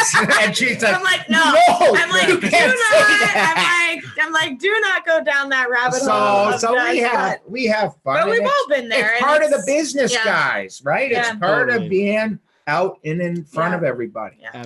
At the end of the day, Joe and I don't have real cues. We generally look at each other like he knows when I want to get in, and I want to get in even over play, as long as we don't miss a lot of face-offs and stuff like that. I'm sort of got free reign if I see a play develop or whatever. And so he'll finish his thought, pause, and we only sit, right now we sit with 6 foot separation due to COVID, but he'll look at me and I can either say, keep going, or he will just know that I'm going to jump in. So I try to jump in a lot compared to a lot of announcers because I want the fans. I think they want to hear me more than Joe anyways, but that's another thing we can talk about. And then he also knows to keep going. Joe. He knows to keep going when I do this. And I'm going to do this for your podcast. I just lay like this. That is a mid-season game in about the end of November when they're playing some team from out west. They're not playing like they are this year. And I just do this. Or I'll just turn away from him and just keep going like that. He knows to keep going. So we have a lot of laughs. Him and I are very dear friends, and he's such a big part of our family and everything like that. He gets pissed at me because I don't call him anymore because my phone is broke and it doesn't answer phones. And he always says, "You're off the grid. You're off the grid." Because somehow phone calls, his speaker's broken. My speaker's broken. That's fine. So I'm off the grid now, he tells me every day. But no, we're very tight, and he is a wonderful, wonderful guy. They literally talk at every game day for sure. Yes. He will at least get a phone call or we a text talk all from the time. Joe. Yes. And then even on days off, like you guys will always We're talk. I think I always mentioned it talking. too on the last time I was on here. Like Joe comes over for holiday dinners. He's a big and wine guy. I'm a big beer guy. Yeah. We're like, I always talk about him. We're the odd couple. Like he's already got his dress ready for tomorrow, his dress outfit, his suit and his tie. I will come down here at 4:00 tomorrow, or 3 o'clock in the afternoon tomorrow after I work out, and I will pick out my stuff as quick as I can. And Joe has already got it laid out tonight, and he's got his shoe trees going in his shoes, and he's got all that going. I'm totally different than that. He will always when they traveled, he would always take like double the suits for games, right? In case something happened. Dad would take like one suit, one sport coat, and that's it, and mix and match everything. He'd take like 4 different ties. This is to go to the steak place. This is to go out. I'm like, no, I'm wearing jeans and a t-shirt. That's my thing. But at the end of the day, we're totally different. But we mesh so well, and I love the man. Well, that's great to hear. You guys do a great job. Yeah, I know we're keeping you guys long. You guys got a good sounded dinner coming up. Nick and Mac, I know. Let's get some Caps talk in here. You guys got some questions? So what have you thought of this season? I know there was a ton of hype coming into the season with the big names that were coming in, guys like Lundqvist and Chara. Ultimately, we didn't get to see Lundqvist play out because, of course, the condition that he's dealing with, and obviously wish him the best. What have you thought as the team as a whole this season, and what do you think their ceiling is? Well, I'll give you my point of view. I think that right now you see what happens when you're under the situation the Caps were, which is new coach, some new players, new systems. I thought it was a sluggish start. They looked poor at points during the season. I think, though, as a player, you start to do everything now just like it's second nature. I think earlier on in the season, they were struggling to find the groove with Laviolette's new system, and it's totally different than what it's ever been. And you guys, a case in point of that is the fact that, last year we struggled against the Islanders. That was because we had the same system of Barry Trotz that was carried over the next year, that now we come a new coach in Laviolette, and all of a sudden from Reardon to Laviolette, there's a huge change in philosophy. And I think the philosophy sometimes takes some time for the players to grasp, even though all players are creatures of habit. It's sometimes hard to get out of the norm. And Courtney and I talk about this all the time. It takes some time to be able to do everything to come natural. And right now, the Caps, I believe right now, the ceiling is as high as the Stanley Cup. And I know everybody, it's hard to say that because you have Pittsburgh, you have Boston, you have all these teams. And a lot of these teams in our division, to be honest with you guys, haven't seen the teams that you listen to NHL Network, you listen to Sirius Radio, they're all saying, well, Vegas is going to run away, or Colorado's the best team. But none of those, Toronto's the team of the day. I don't think you can say any of that with the way the season's gone, because no one's seen these guys in person. And we've never seen the Caps. No one's played anyone. Right. Correct. Right. So at the end of the day, to me, it's too hard to call, because we're looking at one division here and we see the Penguins, we see the Bruins, we see the Caps. we see the Islanders and the Rangers, who have had an unbelievable season. If Zibanejad was actually hot like he is now, they're probably in the mix. Yeah. And to be honest with you, on our podcast, and I hate to say this, but I had the Penguins out at the start of the year just because I thought they were in a rebuild mode. Yeah. And now we hear that Malkin could be coming back ASAP. And now Crosby's having another fantastic year. Letang has been incredible. So now you have their goalie situation, Jari and company, or DeSmith is playing great. So I just look at it that the Caps are in the same situation as a lot of these top echelon teams. To me, it's cup or bust for a lot of these teams. Pittsburgh's in the same boat. Vegas would love to win a cup after being upended by the Caps a couple of years ago. I mean, Colorado hasn't won a cup since Sakic was playing. They won a cup. To me, this is an intriguing season because you can say all you want about all these other teams, but I have never seen them up against the Caps. No one's played the Penguins. We've all played in division. So to me, the Stanley Cup playoffs this year could be the most exciting playoffs we've ever seen in the history of the game. And I just can't wait. I'm excited. I think the Caps have a legitimate shot. They're definitely in the top 8 or top 5 or whatever you want to say. They're definitely a team to deal with when you're dealing with Ovechkin, you're dealing with Backstrom, you're dealing with Carlson, Oshie, you go through their lineup. But then you look at other teams, you see McKinnon, Landeskog, you see Rantanen, and you see some of their guys, Makar, and all these guys. So I think it's a toss-up. To be honest with you, this year is a toss-up more than it has ever been before because we don't know. Well, and I think him and I were talking the other day, and we're talking about the first round and the second round, right? But it's that third round when you have these two teams that have never played each other that is going to be the most exciting and the most intriguing. There could be an 8-1 blowout in the first game because it's one thing to play a team, but when you're just watching video and never had a chance to see what Connor McDavid is doing or see what any of these guys are doing, any of these guys, Austin Matthews, right? How is he playing this year? So I mean, we were talking about that third round, whatever they call that third round, of how that could be everyone's raving about the Toronto Maple Leafs. And to be perfectly honest with you, I'm a former Leaf. I don't think they're up there with the echelon of teams that we can lay out there. I think the East with Pittsburgh, the Caps, and Boston, and I'm not an Islander fan. I'll tell you why. I'm not an Islander fan because I've even said this on the air, is that they don't have a natural goal scorer. All their goal scorers have to work their butts off to score, whether it's Palmieri, who can't seem to find the back of the net. You have Nelson, who's hit or miss. You have, you name the guys in their lineup. There's no guy. The loss of Lee is huge. In Pittsburgh, you got Crosby, you got Malkin, you got Gensel, you got Rust. And I mean, they're the only team in the league, I think, that has 3 20-goal scorers. And for the Caps, you have Ovi, you have Oshie, you have Kuznetsov, you have all these world-class players, which the Islanders don't have. Right. And to me, the Islanders are an outlier in the fact that I'm not sure they can get through the playoffs, even though everyone says defense wins championships. I'm not sold on that, especially in the National Hockey League.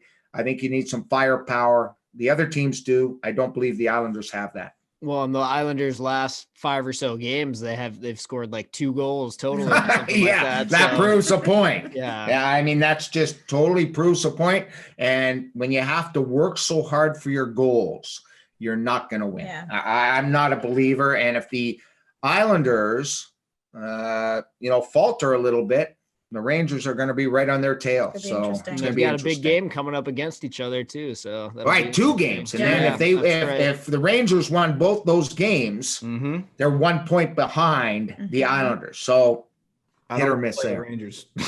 I know, and the Caps don't want to play the Rangers. It's a bad matchup. I mean, you have Fox, you have Zibanejad, you have Panarin, you have all these guys playing some, really good hockey. It's not a good matchup for the Caps unless they think they can shut them down. I prefer not. What did you say when we were talking that you want which 2 teams to play each other, to beat each other up in the first round? I would love Pittsburgh and Boston to go head to head, and then us and the Islanders, please, because I think Right. Everybody's raving about Pittsburgh. They're playing heavy, hard. They're grinding away. I mean, you look at their numbers. The one thing that Penguins have a problem with, and this is where I think could come back to bite them, is the fact that, sure, PPG and Pates Arena, dominant, 20 wins, I think 4 losses or whatever they have.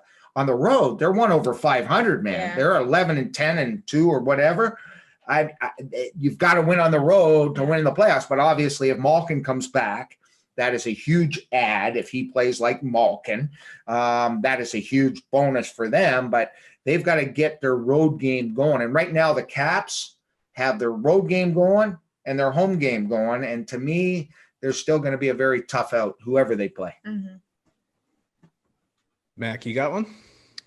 No, I mean, that was great insight. I also think that the cup is a fair ceiling for them, as fair as anyone else, like you were saying. Sure. I think the only other thing I was going to have you touch on is just some of the new faces we've seen this year. I mean, how about Connor Sherry stepping up big time for the Caps, and Anthony Mantha? He's only been here for a couple of weeks, but he's looked great. Sprong's unreal. Sprong is, he's making it really hard to put him out of the lineup the way he's been playing when he's in the lineup. It's got to be a tough decision once Ovi's healthy and everything to decide who we're going to be healthy scratching. But it's so funny because at the beginning of the season, my dad and I will sit down and we'll literally study all the things to know, right? We'll read the media guides. We'll read what everybody's saying. We'll talk about the lineup, who's in, who's out. And I remember sitting and talking to you, Dad, about Sprong, right? And the purpose and why they brought him in. And the big storyline was that the Caps needed a guy that was going to score, right? They had a guy when they won the cup, Brett Connolly, that was in that position, that scored goals, that was a natural goal scorer. That's a great point. And we talked about that, and I remember watching goals. I'm like, who is this kid? Where did he I said, come Courtney, from? pull up on YouTube Sprong shot. And I he shoots from everywhere. And I was like, there's one goal, he's scoring from the trapezoid or behind the goal line, and I'm like, okay, so they're bringing this guy in to hopefully fill a gap to get some of that secondary scoring of not just on the top guy, not just relying on Alex Ovechkin and Nick Backstrom and Oshie, but to get somebody that can score goals. So he's been really fun to watch, and scored 90 seconds in the game against the Islanders or whatever that was. It's the only one he did. Yeah. I like Sprong. I think Mantha's an upgrade, to be perfectly honest with you. I like Jake the Snake. He is unbelievable fast, but if you're fast and you're 6'5", that is the difference. The reach is longer, the touch is longer. He's going from a program that has been perennially losing recently, even though they've won many, many Stanley Cups in their history, the Detroit Red Wings. To him, it's a breath of fresh air coming to a championship caliber team. And to me, he's going to be a great fit, I think, for the Capitals running the playoffs. To match Seems like it's working. So I mean, to match up against Pittsburgh and Boston and the Islanders, he's another guy that they can throw on the ice to produce offense. And he adds to that physicality, which is one of the things that the Caps are far better than against most of their opponents so far. Well, he's got to add that. That's the big knock on Anthony Mantha, is the fact that throughout the ages of hockey, you've always said a big guy has to be physical. I think you have to be physical in certain situations. You've got to strip pucks from players when you're his size. You've got to create offense. Doesn't mean, fans drive me crazy, it doesn't mean you have to put them through the boards like Tom Wilson. Exactly. You've got to disrupt the player to get the puck, to create offense. And I think Anthony Mantha is going to bring that to the Caps, and he's another piece of the puzzle to make the Capitals have a chance to win another cup. What have you thought of the goaltending situation? We obviously, we're expecting Hank Lundqvist to basically be the de facto backup all season. Now we've got, we start the season with two, I guess you could say, unproven goaltenders. Sammy was a little unproven with the starting role, and then Vanacek with mainly playing in the AHL for the majority of his career. What have you thought of the two of them, and going into the playoffs, who's your number one? My dad literally talk about this all the time, and we'll literally say, okay, Laviolette going to play this goalie tonight. And then we're like, nope, we're wrong. I can't really figure out what he's doing, but it is interesting to see who he's playing night in and night out. And it's two young goaltenders. It's kind of, I don't know. I can't compare it to the Holtby Grubauer thing, but you do kind of have two goaltenders that are still trying to prove each other. They're trying to push each other to be better. Yeah, I like, I'm a big fan of experience between the pipes, and that's why I was so excited when they hired Hank. And unfortunately for him, with his heart issue, he can't play. But at the end of the day, they have Anderson as a backup if need be. But right now, it's a young man's game. If he was a guy, if either of these goaltenders, Vitek or Sammy, were first-year players coming out of a Czech elite league or the Russian KHL, and they weren't at the upper level and they were in the second division trying to make it, I'd be concerned. It's like playing the OHL, trying to make the jump now to the NHL to win a Stanley Cup. I'd say doesn't happen. There could be Patrick Waugh and guys like that. The Carolina kid, who won the cup in Carolina? Cam Ward. Cam Ward. So Cam came in and won the award, even though it was really, I think, Gerber's net until Gerber got sick, and then Cam steps in and he ends up winning the Conn Smythe and winning the cup. So at the end of the day, I find that these two guys, even though they're newbies to the National Hockey League per se, they've got a lot of international experience, and that international experience bodes well for the Caps. I think when you look at young goaltenders, they're bigger, they're faster, they're more athletic. You can go down the things that they are compared to some veteran goalies who are very stoic, like a Carey Price, who plays the game totally different than the Caps' two young netminders. And Pekka Rinne or something like that. Or guys like that. They're very effective, but I'm okay with the way Samsonov and Vitek have come along. Vanacek by far is my biggest surprise of the season. How did he get 18 wins or whatever he has after being this guy that was supposed to be the backup to the backup possibly to start the season? So I've learned over the years that, you know what, you go into the playoffs, you've got to play a team system. The Caps seem to have that. They're limiting the high quality chances more than they ever have in the last couple of years. And you often play a little bit different with young goalies, but they're not young per se as far as experience at the highest level. So I'm fine. I'm glad they didn't go out and get another goaltender at the deadline, because there was no one out there, no matter who you name, that was available that are as close to these two guys physically, as athletic and mobile these guys are. There's no one close. So I'm happy with it. So Dad, playoffs start tomorrow. Is it Samsonov's net? Yeah, see, I don't know, because I know, it's so tough. We never know. I said they should have rode Samsonov after he. We literally talk about it every day. We're like, who's playing in net today? And then we'll look at Twitter and be like, no, well, we were wrong. The other night I thought for sure that Samsonov would play against the Islanders because he had just played there. He shut him out. He had a 1-0 win, and then they play Vitek and he shuts him out. It's same thing. I look at every team though. Do you play Rask? Or do you play the backup? Or in Pittsburgh, do you play Jari or DeSmith? And DeSmith has great numbers. Jari had won 4 in a row or something, and he loses to Boston yesterday or the other night. So you're going to need both. Yeah, you're going to need both somehow. I think even said that, right? He said, we're going to need both goaltenders at this point. The answer is I'm very confident with the goaltenders, because you have to be fast, you have to be mobile, you have to be athletic in this day and age in the National Hockey League. A good problem to have. It is. Yeah, definitely. I thought for sure we were going to get our buddy Zach Fucale in there at some point, but that's our guy. Yeah. No, I know he's not coming. No, he's going to be one in the future. For the sure. Caps lose one of their goalies in the expansion draft. We never know. Well, we appreciate your guys' time for sure. I know we've kept you well, but we have to let you plug your beer brand and your liquor brand. Yeah. Why don't you talk about it? Okay. Locker 18's coming out. We got a new brand, new logo. We have some Locker 18 rye coming out, Locker 18 vodka coming out, courtesy of 1-8 Distillery in Washington. It all goes to our foundation to fight and hopefully try in the future to cure rare cancers. We're excited about that. Courtney's in charge of our LaughlinFamilyFoundation.org. You can check out our website, and we're trying to really boost that.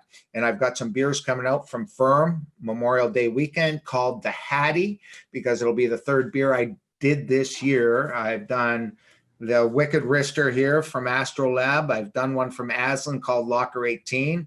And my third beer, which is the Hattie, which, by the way, I never had in my career. I had one, and I'll finish the show off with this. I had one in Chicago Stadium, and I got the third, and it on the score sheet, it says Laughlin, Laughlin, Laughlin. After the game, Scott Stevens says, no, I deflected it. He said, I deflected it after it hit you. And I'm like, Scotty, come on, man. Because Scotty and I in the power. I know, Scotty and I back in the day used to play in front of the net on the power play. And I was posted up in front, and Tony Esposito was in net. I remember like it was yesterday. It deflected off my stick. And Scotty says, oh, yeah, but it hit my pants and went in. So I ended up with 2 goals. Never had a Hattie in my life. But I did name a beer called the Hattie. I'm having a Hattie now. Yes. First and foremost, guys. So any fans out there want to try a very good IPA, it's coming out Memorial Day weekend. It's by Firm, P-H-E-R-M, Firm. Out in Crofton. In Crofton Brewing. It'll be available at stores throughout the DMV. It's called the Hattie. And get those because the other 2 are unfortunately sold out. Yeah, my first 2 are sold out right away, but this one could be available. It's going to be over 150 cases produced. We hope to do a lot.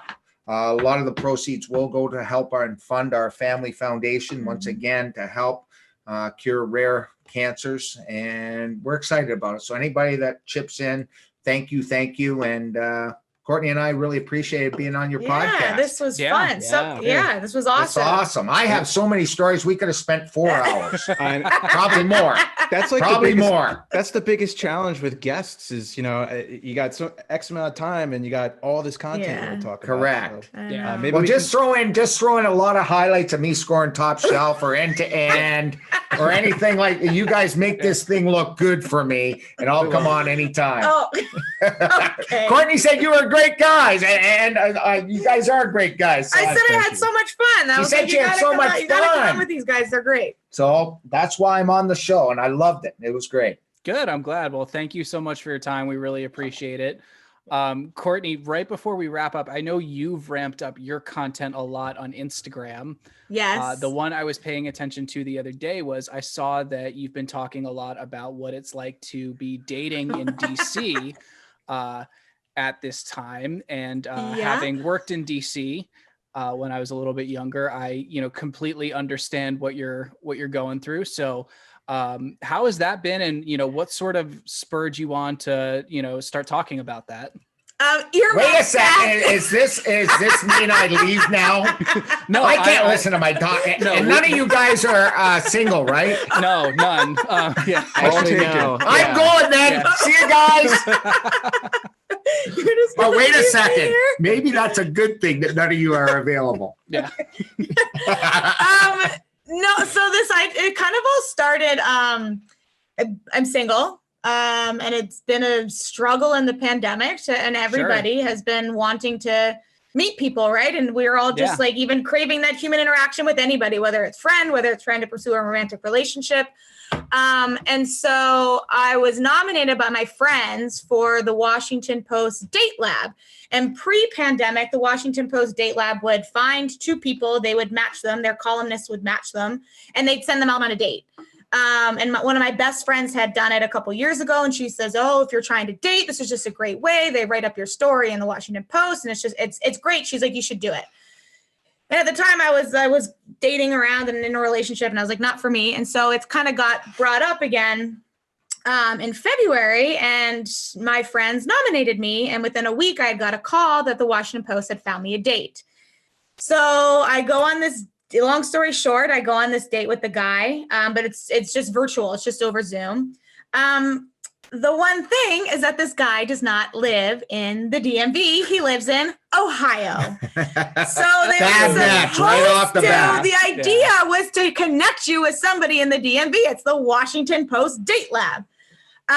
Great guy. I think it's they called it one of the most epic Zoom dates. We talked for 7 hours. It was fun. He's a fantastic guy.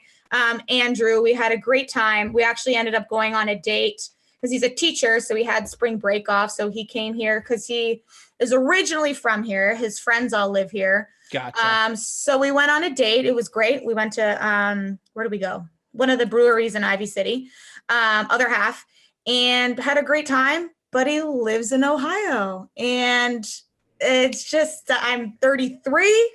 I can't just pick up and So anybody out there that is tall, handsome, and rich, please text me. You can send your applications too. Send the applications to Craig.Laughlin18. So just mail them to Studio 18 and Mail them to Studio 18, that's perfect. and I'll take care of everything. Oh gosh, I'll never get a date if that happens. But it was really that date because, and again, like I read all the comments, right? I'll read the bad ones, I'll read the good ones. And so many people, whether they knew me or not, were just like writing these comments on this Washington Post date lab. And I would read them and I'd laugh at some of them. And some people would say some great things. Some people would, that's Courtney, this is awesome. And so it just kind of took off from there that I had this idea that, man, like other people are struggling in DC. There are other single people that maybe I can like share some of my struggles and what is going on. So I went on 2 terrible dates last week.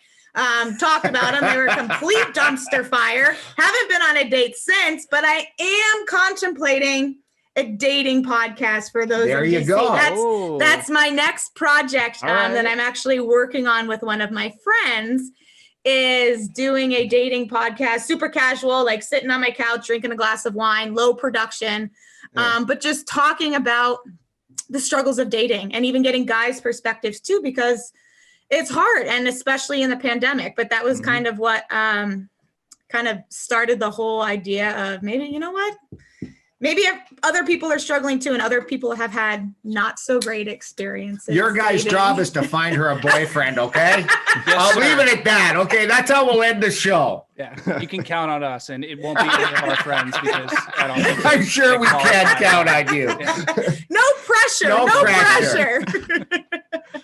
All righty. Well, thank you both Yeah, again. We thank really you do guys. appreciate it. Yes. Thank you. ton of Love fun. being on the show. Awesome job, You guys fellas. are Love your great. Thank you podcast. so Thank you. much. Thank All right, you. we'll talk later. Huge thanks to the Laughlins for joining us. That was a ton of fun.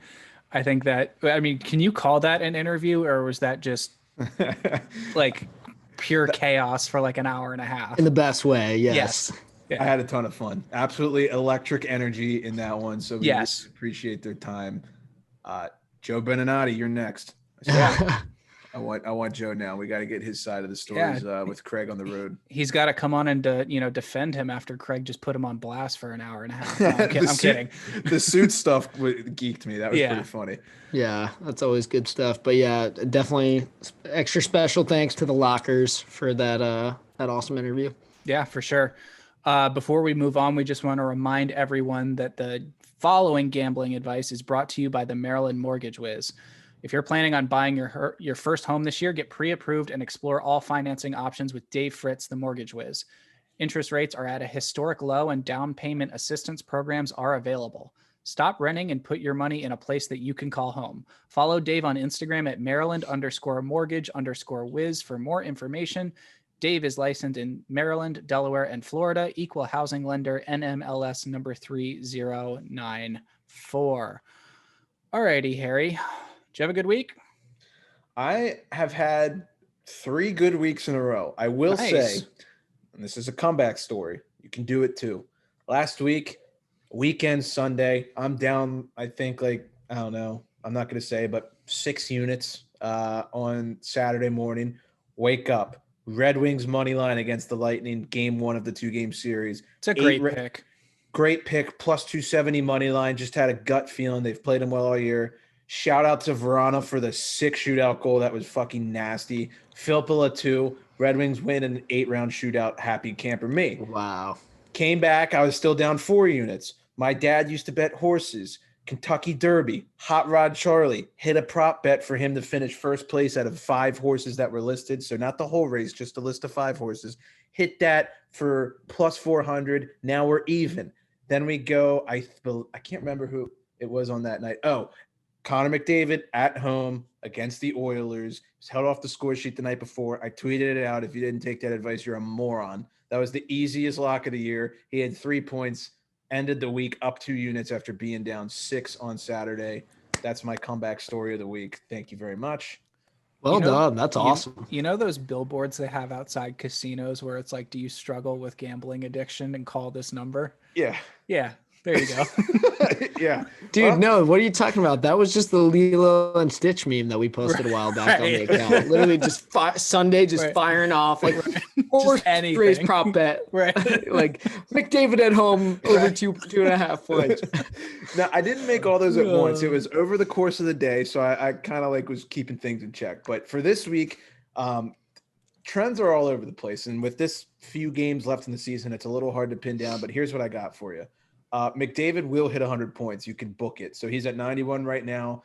You have got to be betting him to get at least 2 points for every game the rest of the season. I think that is very good money for everybody to make. Not a whole lot of thought needs to go into that. What do you guys think on that? When he gets to, if he's let's say he's at 98 points with a game left, he's going to get 3. Well, you think he's getting to 98, don't you? Yeah. 100%. Well, then let's keep it going now. I really do think he's going to get 100. So, what's the specific bet you've been doing? Is it over 2.5 points, or is it what do you usually take? On our site, you can get at least 2 points. Mm-hmm. So if he gets 2, it hits, or more, it hits. But isn't that usually like a minus or no? It's like minus 110, but it's worth every penny. That's not bad. Yeah. Parlay it with like a money line that's a heavy favorite to bring it somewhat back to earth, and you're in good shape. Yeah, I mean, I just think with the way that he's playing and the energy he's got right now, and all the guys in the locker room are saying, you got to get 100, you got to get 100. He's going to do it. I have no doubt. So McDavid prop bets for the rest of the year is my lock. McKinnon on the road, we talked about it earlier. He has a 17-game point streak on the road, so McKinnon to get some points on the away games is definitely a good option. The Hurricanes have a 3-game series against the Blackhawks this week, which is a very interesting matchup, in my opinion. They had game 1 of that series last night where the Canes won, I believe, 5-2. The Canes are 7-0-3 in their last 10. I would think that – I don't know if I'd gamble on game 2. Maybe if you want to bet an over, I can respect that. But – I think if the Blackhawks win game 2, I would hammer the Canes on game 3. That's kind of where I'm leaning right now. I think the overs in those games are great.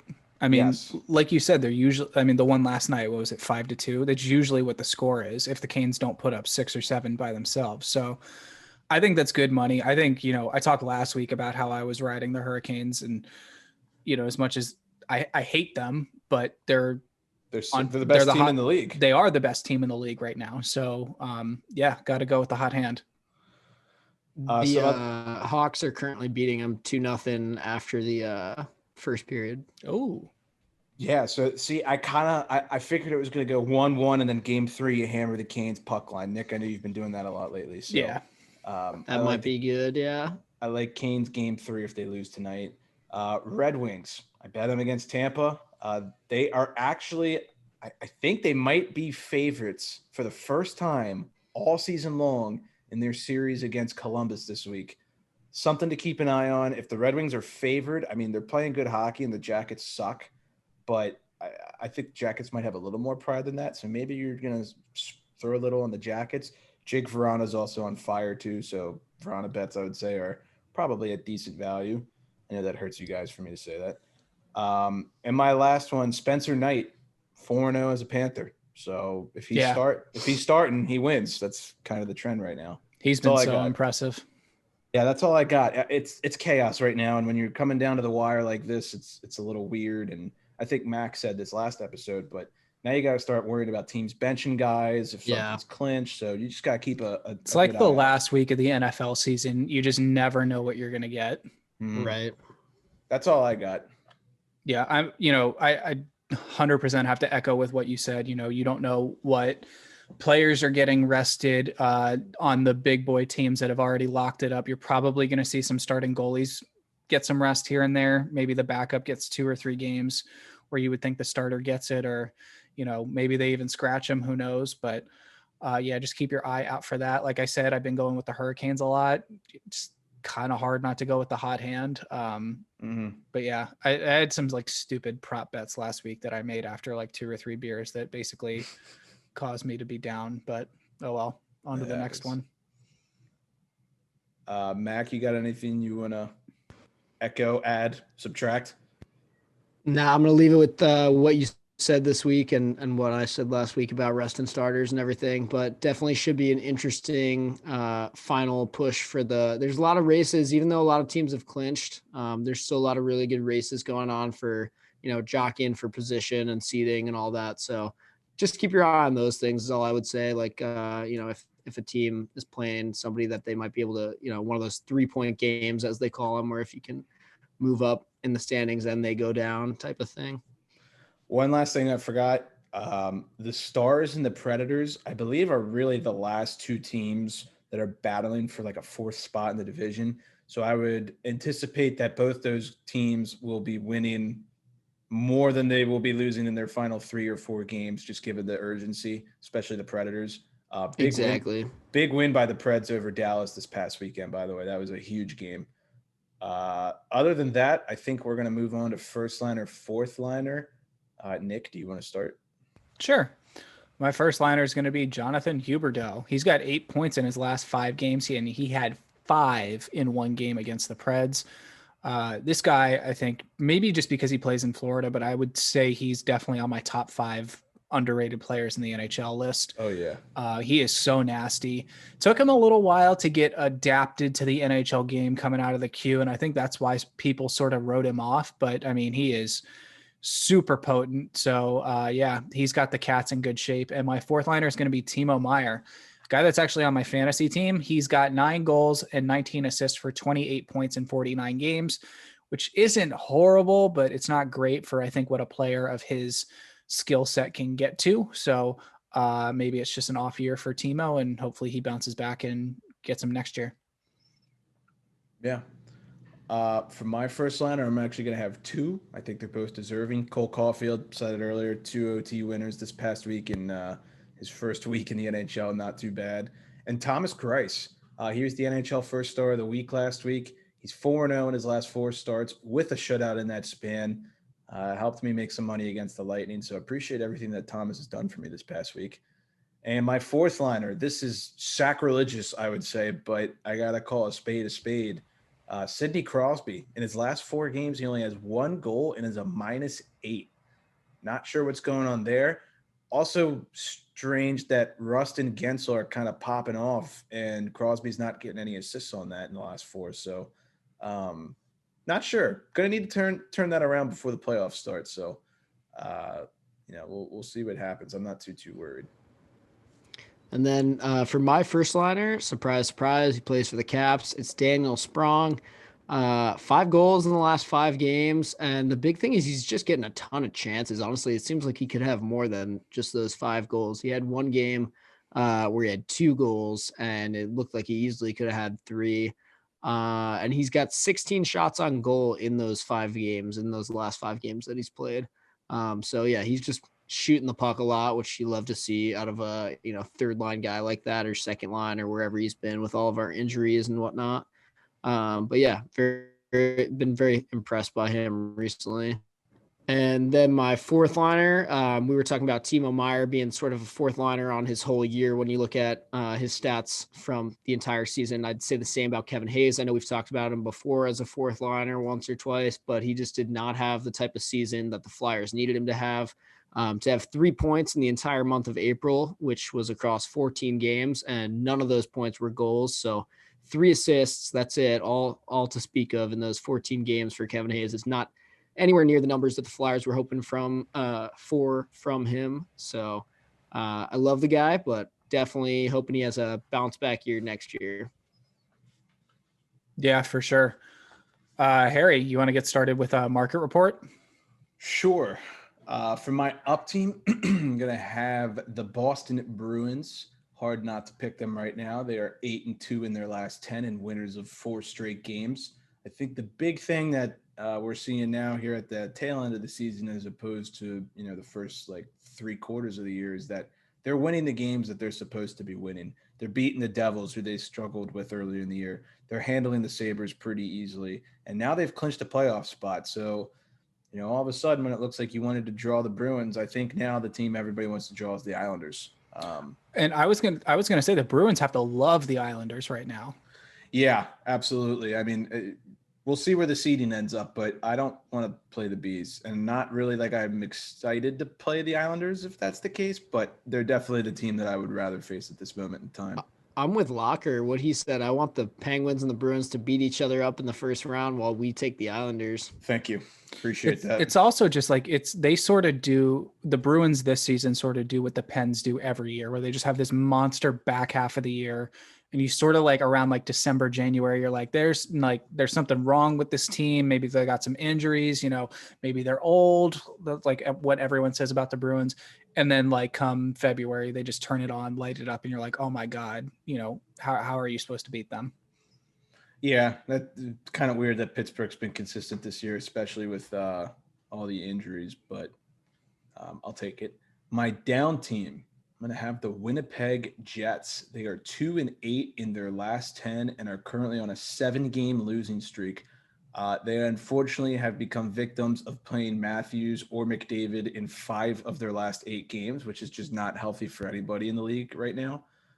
They could fall to 4th place as they are tied with Montreal right now with 57 points. So with the way Cole Caulfield is looking, I don't think Winnipeg's going to finish 3rd. I think they're going to end up dropping to 4th and drawing the Leafs.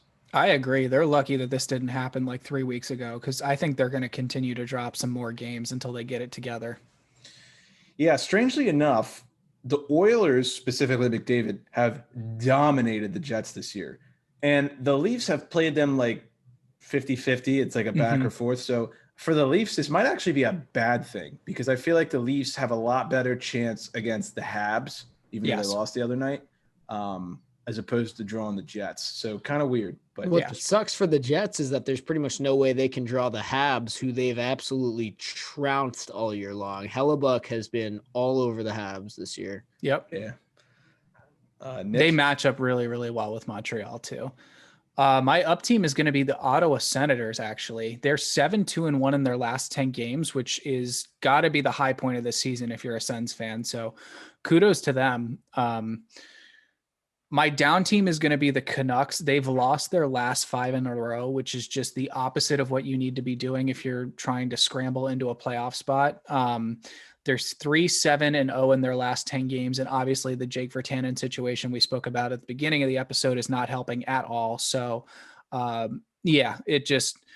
know that these guys are going to, have the NHL regular season extended for them until the 18th, but it just, what's the point at this point? They're not making the playoffs. I'm wondering if it might not be possible. Like, let's say they continue to just go and lose more games.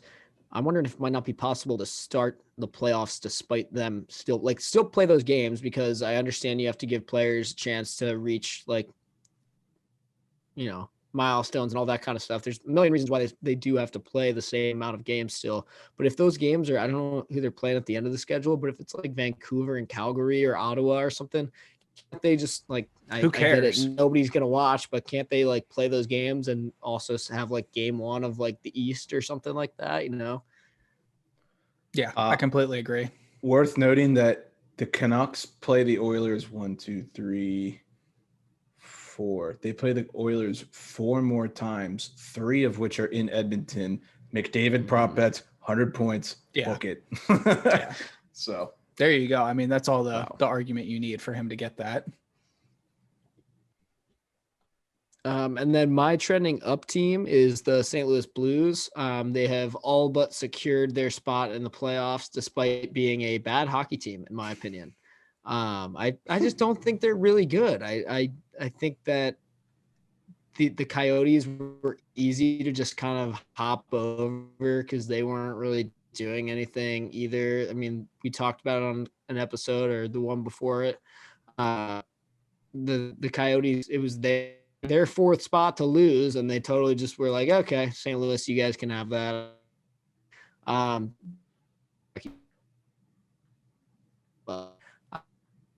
Still trending up, I guess, for now.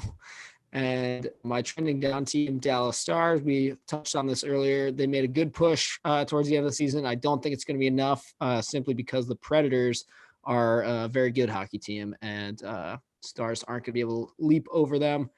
So yeah, Stars trending down despite the late season push. They have to look at the season after their Stanley Cup run as an overall failure, unfortunately.